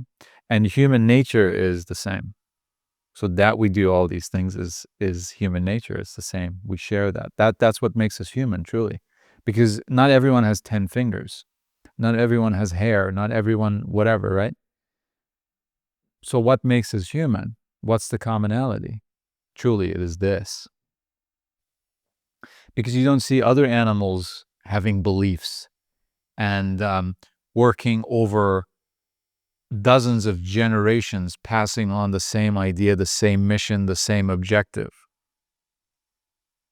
That's a human thing. So that's what makes humans humans. One of the things. And so I absolutely believe that you're born with these things in the way I just said it. right? Different cultures might consider different things to be kind, to be just, to be fair. But again, that we all want to live in a fair society, in a fair group of people, in a just group of people, in a loving group of people, that we share with everyone. No one wants to live amidst a hostile group of people. No one. Does that make sense? Yes, now I get a full picture of it. So yeah, I hope that also answers your question about nationality. And generally, I think this is a bit more of a beneficial, generally, again, for human nature, more compatible way of thinking about identity. If you start thinking about it like that, I think the answers will just appear to you, right? About nationality, about identifying with anything, really. And so I suggest you keep thinking about it like that a little bit. And as I always advise to all of us, read about this, journal about this in an objective, universal way, right? Not in a personal way, but in an objective way. And you're just going to become closer and closer to truth, is what I believe. Right? This is what I apply my belief to. Um, and I do hold it to be universal and timeless, but again, that's just my opinion. But fact is that I have this capacity to believe, and I'm applying it to this. See how that works? And so I just believe that if we would focus more on our mutualities, these fundamental, undeniable, timeless, and universal mutualities, that we all would become more of that which we want to be, which is understanding, knowing, wise, at peace, loving, not resenting, not hating, not constantly fighting. I think if we focus on those mutualities more, we would fight much less and thereby be much more at peace. Sounds like a very simple thing to say, but I think this is the way to do it. Everyone's focusing all the time on the differences. What makes this group of people different than this group of people? So few people think about what are the mutualities. To me, naturally, the mutualities are just so much more interesting than what makes someone smaller than the all. It seems common sense to me, but whenever you turn on the news or whenever you listen to, like, whenever you overhear conversations out in public, people are always saying, this is the difference between this. This is why we don't like these people. This is why these people are wrong. And this is why we are right. And this is what's healthier. And this is why these people are making this particular mistake. Why is no one trying to figure out how we can, despite our mistakes, despite our differences, despite our objective wrongs, can find objective mutuality? I wish there were more. Well, I don't wish, because everything is exactly as it should be, and I can just go do that myself. I don't need to expect it from anyone else, but it would be certainly a more enjoyable time and place to be if more people looked at mutualities rather than differences. But so I appreciate your question. Thank you very much. And just because we're running out of time, I'm going to put you back to the audience for now. But again, thank you very much for participating. Thank you very much for speaking up. Thank you for talking about the question of the week and then adding quite a bit to it yourself, to our common understanding of it. And I think I have time for one more speaker, and then I want to give my answer to the question of the week because I've been promising it. And then we can add that to the pool too, and then have another week with this question in order to gain a deeper understanding of what it's trying to get at. So, hi. Hi, how are you? Hi, welcome. Thanks for being here. Thank you, and thank you for encouraging us to speak up. I also was going to take my request out because of fear, but I just tried not to listen to it. But yeah, No way, really? I I know guess. for a fact that you don't listen to fear and that you don't give in to it. So I'm surprised by that, but okay. Well, I thought that the conversations so far were like extremely edifying.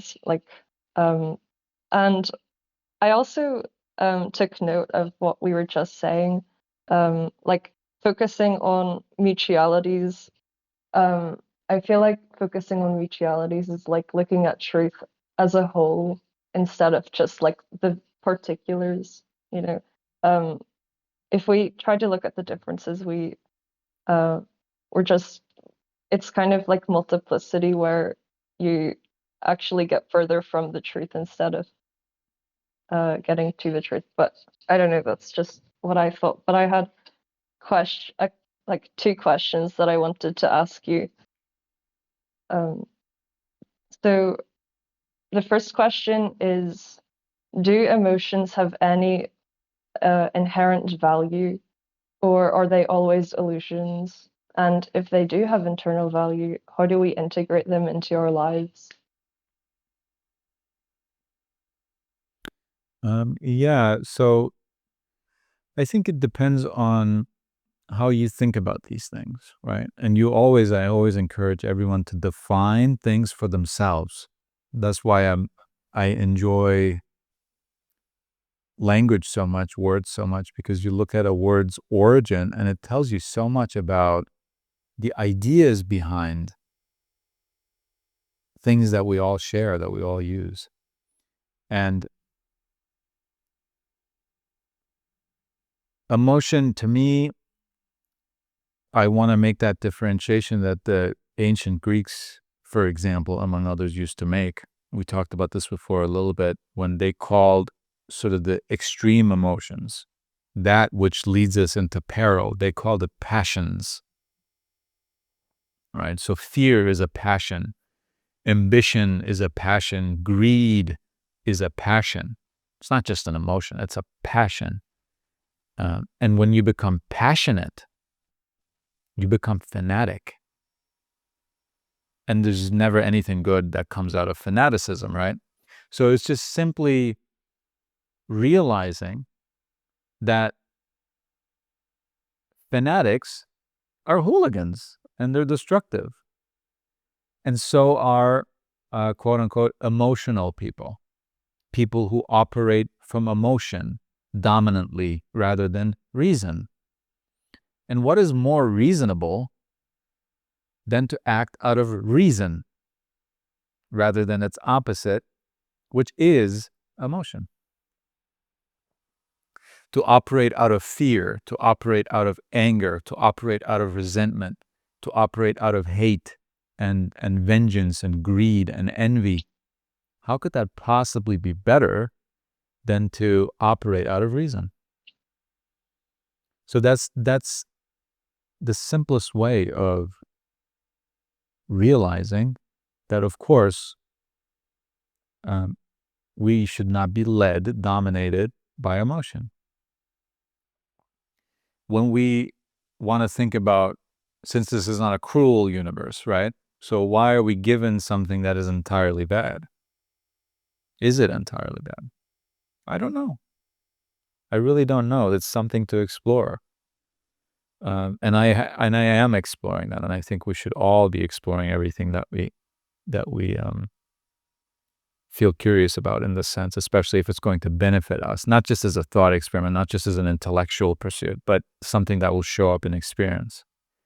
And like I said, I haven't quite landed on something there. If emotion is entirely bad, or if it's neither good nor bad, and it's just something within our nature that has evolved for various reasons that we just now have to pay attention to and not really allow too much in our decision making, or if not at all. But to me, fear does, emotion generally, I was going to talk about fear, but emotion generally does have a function, and quite a beneficial one as well. And that has been showing in my experience that, and we just had a caller, by the way, admitting that she said she has resentment, right? And that's exactly what I think the benefit is. When you have resentment, you know before your intellect knows that there's an issue. Because she knew that she had resentment before she knew that she had identity, that she had illusions, that there was a conflict. And so maybe we can think about emotions as an intuitive warning system rather than an intellectual one of conflicts within ourselves. Because anger shows me that I am identifying with something which is now being threatened before my intellect knew about it. Because if my reason, my awareness, my attention was on it, then I wouldn't have gotten angry in the first place, because I would have seen that there's an identity there which is unhealthy, which is not benefiting me, which shouldn't be there, because I am not this thing. So why would I identify with it? And that's why I became angry with it, because I clearly still am identifying it. And anger is exactly that which shows us that. It says, clearly, you are identifying with this. Otherwise, why are you angry? Clearly, you are afraid of this. Otherwise, why are you afraid? Clearly, you desire this thing which only others can give you and which you have become a slave to. Otherwise, you wouldn't be greedy. Clearly, you think the highest things, the best things for you can only be possessed by a very few people and not by everyone. That's why you're envious. And so in that way, the emotions show us, before we even know, somehow, intuitively, that we have a conflict. But only reason can resolve the conflict. Emotions don't resolve any conflicts. They are there because there is a conflict. And there's also something inside of us that, when it's ruled, governed by emotion, that wants the emotion. Because when all there is to know for some person, for a person, is fear, they've grown up in fear, they've always had fear, they don't know anything else other than fear. They, in the true sense, want fear because they have associated that with existing, with living. So if I'm not afraid, I'm not alive. If I'm not angry, do I really exist anymore? What has happened? Am I in non-existence now whenever I'm not angry? So that's certainly a thing, right? But I think an aware person, a person of reason, will in many ways be unemotionally emotional. In a way, they will detach themselves. They will say, the emotion is there, it's real, and it's there, but I am not my emotions. So what are they telling? What's happening? If I feel anger, and that's a fact, I do feel anger, that I feel anger is not an illusion. The fear is an illusion, but that I feel fear, for example, is not an illusion.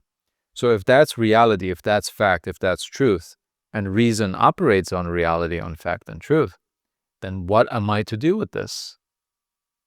What can I process out of this? And so I think a person of reason will not deny emotions. They will certainly check them and not allow them in their actual lives.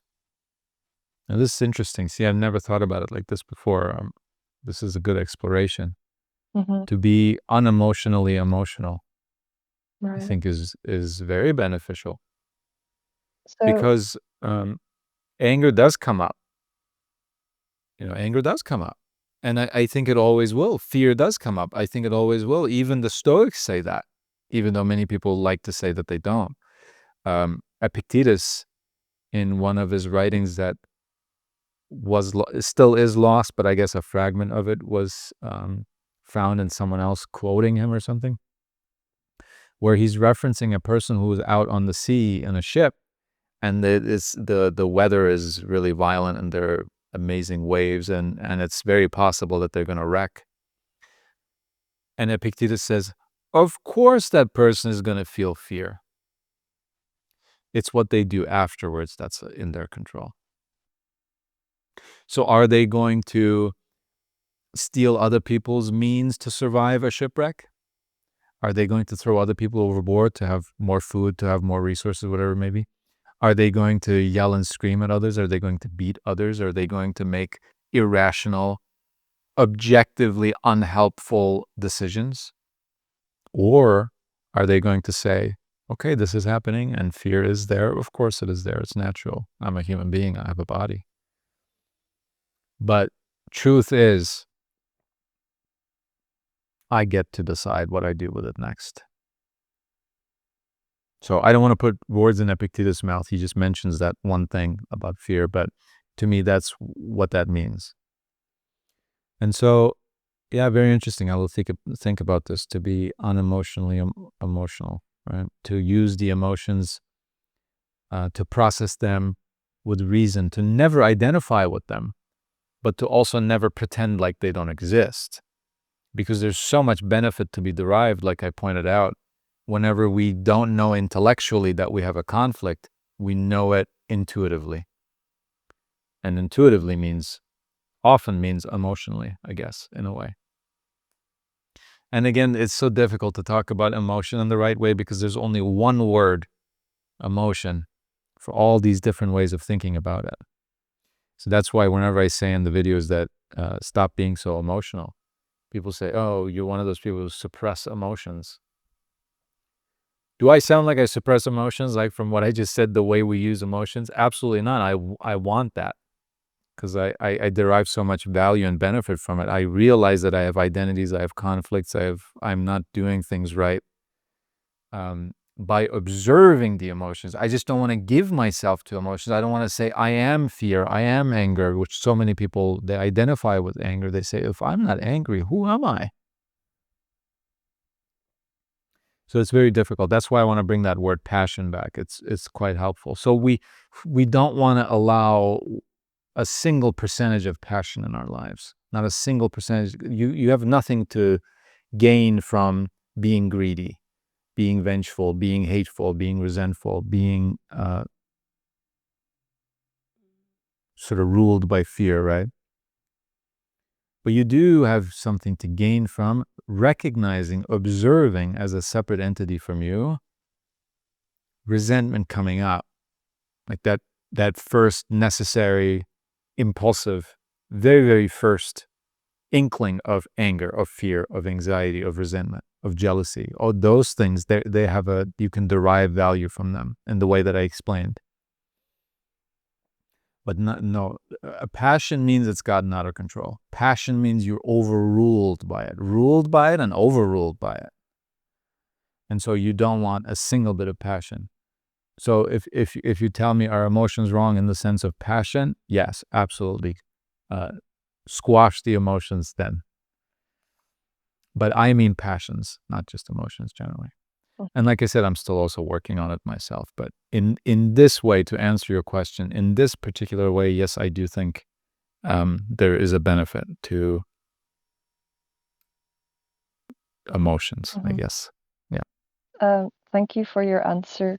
I guess you kind of touched upon what my second question I was going to ask, like, how should we let go of emotion? Do we repress it or observe it? But I think you made it clear that we need to observe it, like observe all emotions. And for that matter, I think we need to observe everything. Like last week, you told the woman who struggled with perfectionism to just observe her when she was a perfectionist and what that would lead to, like if that would fall off or keep going. But we need to, I think we just need to observe everything to really like understand. But I guess maybe how do we let go of passions then? Not just emotions, but passions.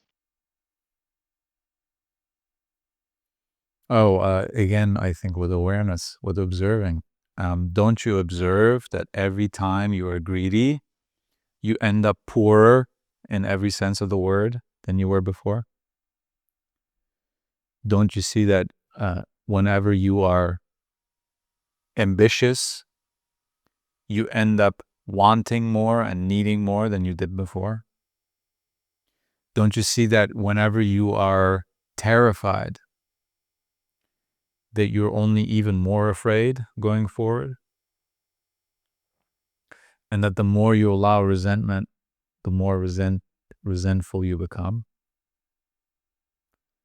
So someone who sees this, truly sees this, how could you allow the passions? It wouldn't happen, because every time, let's say, greed comes back up, you say, you have never once in my entire life kept your promises. Every single time you said I could have more, and whenever I listened to you, I ended up with less. So then what's the point of you? Be gone, right? And it's automatic. You could not even want to be greedy once you see what greed really does. Every time ambition or the passions in general have told you something, they have lied to you. Every single time. And so if you want to keep listening to that for some reason, then I think you're being emotional rather than reasonable, right? And so there's no point. There's no point. And we see that. We see the illusion. We see behind it. And it's an illusion is something that's unreal. It's literally not there. So why keep believing? And once you see that something is just a reflection, just a mirage, right? It's not real. It's an illusion. You literally cannot see it. It's almost like one of those optical tricks. Sometimes you think you see something in an image that is not really there. But once that's pointed out to you, the illusion, sometimes you can't even see it anymore, even when you're looking for it and you try to see it. You're not able to see it anymore. It's gone. You'll never be able to again because the illusion has been exposed to you. And so it's like that. And if you still believe in ambition and greed and in anger being a good thing, then you just haven't become sick of it yet, as I told that person last week. You just haven't become sick of it yet. You see reasonably, logically, that it's not serving you, it's not benefiting you, but some part of you still believes that, oh, maybe this time it will work. It's never worked before, but maybe this time it will work. Maybe this time it's telling me the truth. Maybe this time I really do need to be afraid. So then just keep going with it still. Be angry, be afraid, be ambitious, be greedy, take vengeance. See where it gets you. If you don't quite believe that it has always lied to you yet, that it's not good for you yet, then keep doing it. I honestly mean that. Keep doing it because you need to become sick of it. Because if you won't become sick of it, then clearly there's something good about it, right? So if you keep being greedy and ambitious and you never get sick of it, well, great, then you find something good, I guess. Like, more power to you, right? But if you do keep going with it and you do become sick of it, well, then you will have become sick of it and you'll never do it again. So, I mean, you're already doing it. When I say you, I don't mean you, I mean everyone. If we are greedy, then we're already doing it. It's not like there's a choice between stop doing it or doing it. You're already doing it. That's the issue, right? That's what you're trying to get. So keep doing it. There's no problem. There's really no problem. Don't beat yourself up for it. Don't be embarrassed. Don't regret it. Don't be ashamed. Don't tell yourself that you're so weak and worthless and incompetent. Don't. Just keep doing it because apparently you see a sense in it. Apparently some part of you believes in it. So it's your duty to pursue that. If you think there might be something beneficial, something good about ambition, that it might bring you peace, that it might bring you understanding, that it might bring you to a loving worldview, which is all the things we all want, then it is your duty to explore that and to keep being ambitious and to keep being greedy and to keep giving people what they deserve, which is supposedly what vengeance is, right? So keep doing it. Either it will lead you to the best thing or to the worst thing. If it's the best thing, you've done everything right. You should have been doing it anyway. And if it leads you to the worst thing, you will stop doing it immediately. And you will realize that you had no opportunities to stop it before because you were still believing in it. So you had to come this far to see that it was actually not benefiting you. So you could not have stopped it any earlier. Everything is all is well, I'm telling you. Whether you are right to be angry right now or you are not right to be angry right now, all is well. If you dedicate yourself, if you keep exploring things, if you, like you said, just if you're aware. To observe, you need to be aware. And to be aware, necessarily you will observe. If you're aware, you will observe. Nothing will escape your notice. And so everyone believes that. Everyone knows that. An unaware life is a life not lived.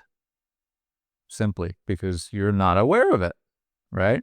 So everyone wants to be aware. Whatever they are doing, whatever they want to apply that awareness, that knowing, that seeing, that vision to, they know that that is the right mode of living. They just don't know what to apply it to. Should I be ambitious? Should I not be? Okay, that's fine. But whatever you do with awareness, you will observe its effects truly. And you will come to a point where you say, this has my highest approval. Or,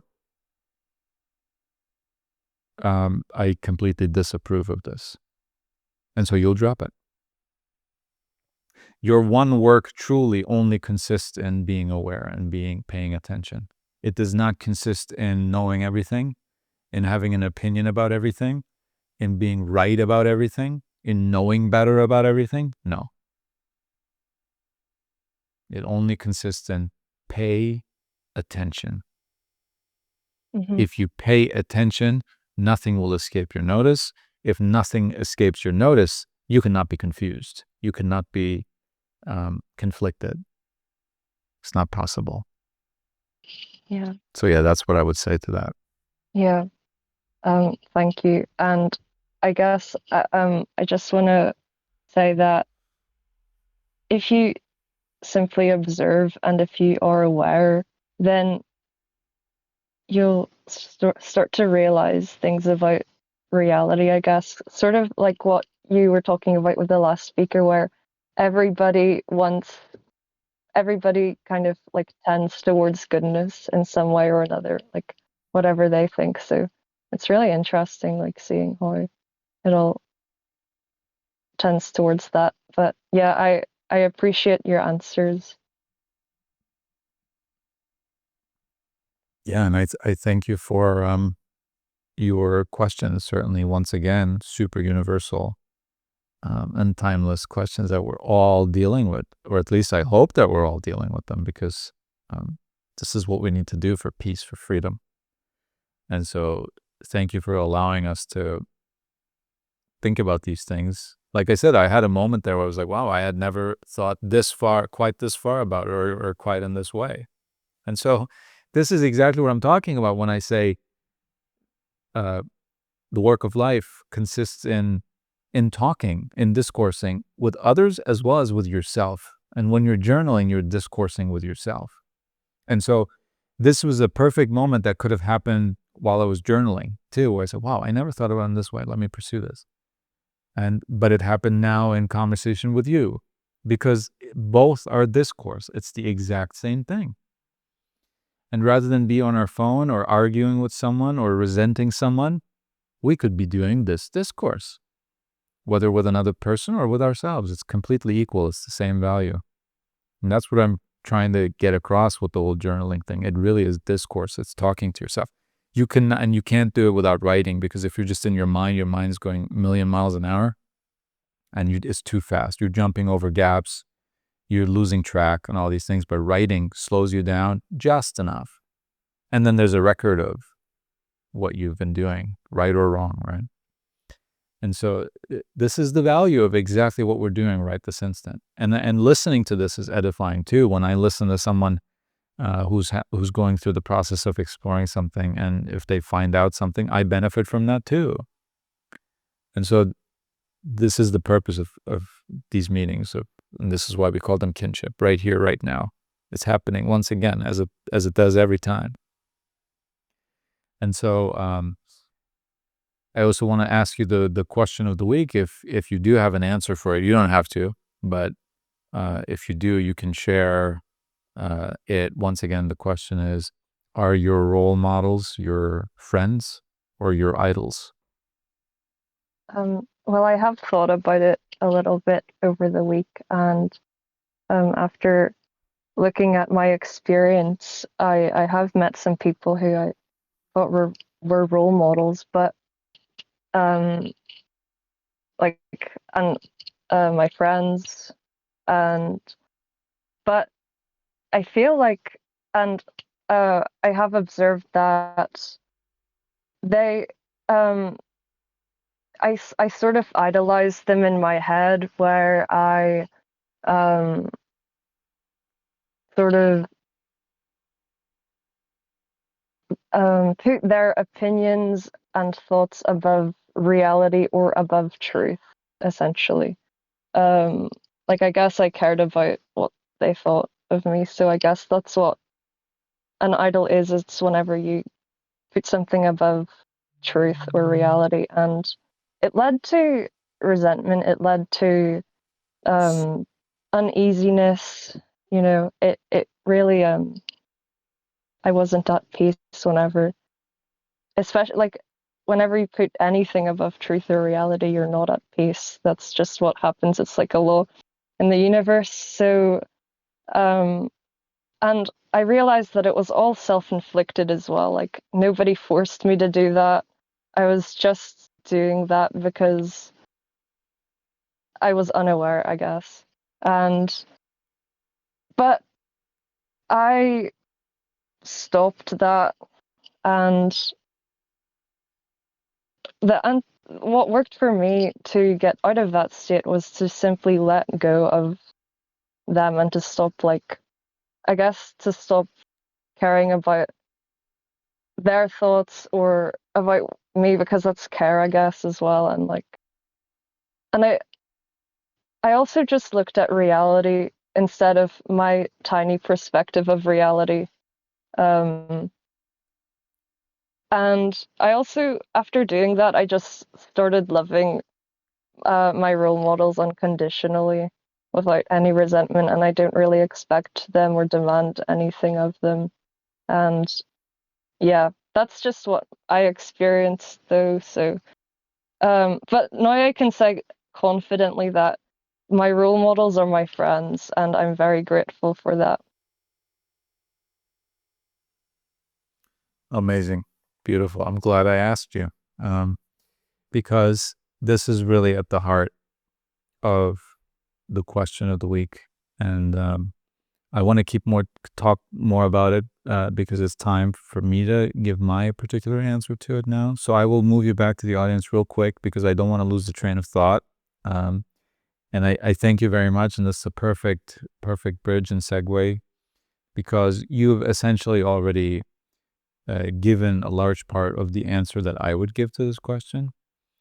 It just occurred to me, and these questions of the week, by the way, are right from life. Okay, I don't look these up somewhere. I don't have AI generate them. That's for sure. It's always something that I come across, or that I myself am wondering, or that I see in myself, and therefore, because it shows up in my experience, I see the real value in it. And that's why I started this, because I wanted to share all that. It was a way of sharing those particular things that I was seeing. And I want to point this out to you, that whenever you have a role model, and it's right to have a role model, because we don't know everything, certainly. And we learn from other people, and from their experiences, and from their skills, and from their past, and what they've come up with. However, every role model, if they deserve to be a role model, tells you that you and them are no different. Isn't that what every single role model who's ever deserved to be a role model has said? They said, what I can do, you can do too. And I'm not better than you. Has anyone ever picked a role model that said to them, I am better than you, and were thereby right to pick that person as a role model? It's never happened. And so what I want to point out to you, when you see your role model as someone unequal to you, someone better than you, someone that you could never become, and someone that you're always just going to look up to and maybe get advice from, get their approval on things. And if you ever think that this is what your relationship is always going to be with this person, then you are defeating the very reason of having a role model. To pick a role model is to pick a destination, not to pick an idol. An idol is always something that is on a pedestal. And if you ever put a role model on a pedestal, what you're saying is, I will never be this. This is better than me. This is higher than me. And you will always look up to your role model. But your role model wants to be at eye level with you. Your role model is telling you these things so that you may have it too. They don't want to be, again, if it's a true role model, if it's someone who deserves to be a role model, they don't want to be your role model to be your idol. They want to be your role model, if anything, to be your friend,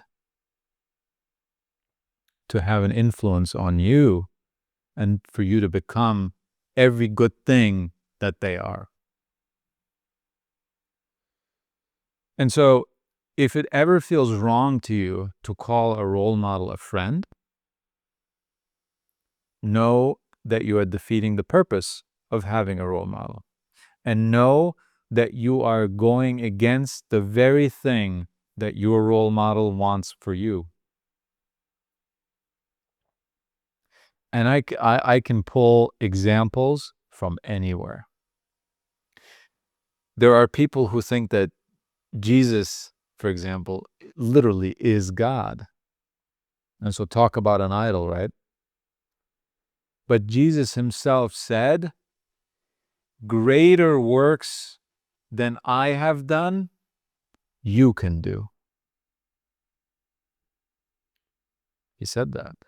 Greater works than I have done, you can do. His entire life was about showing you that fighting is wrong, that having idols is wrong, that to put anything above God, and God is just a synonym for truth in many ways, right?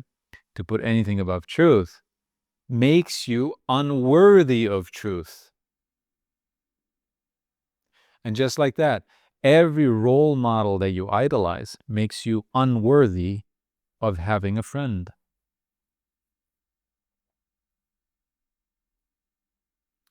And so that's from religion, that's from Christianity, right? Epictetus said the same thing.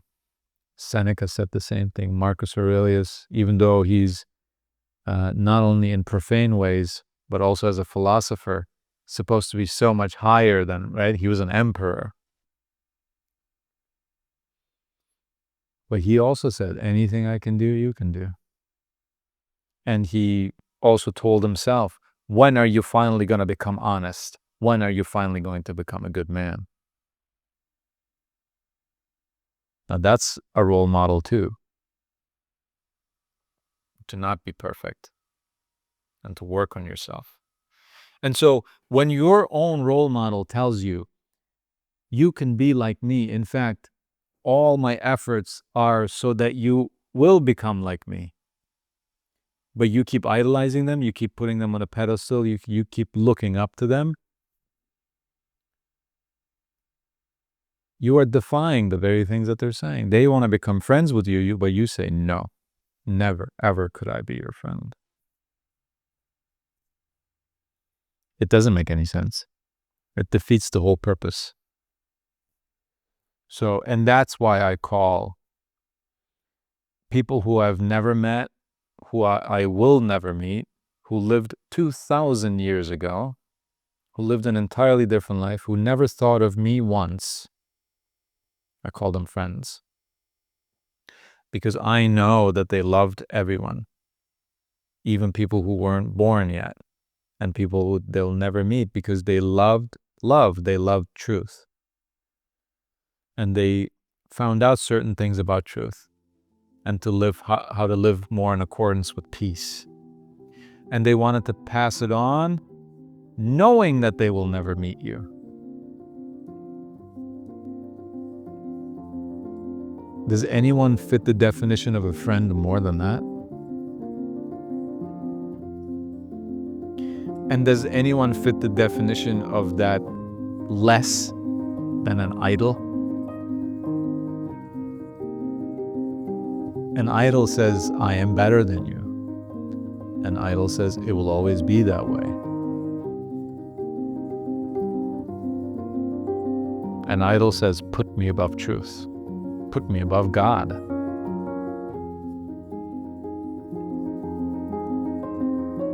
And so, these role models that you have rightfully picked, they're trying to be your friend. Please, for your own sake and for their sake, please finally let them.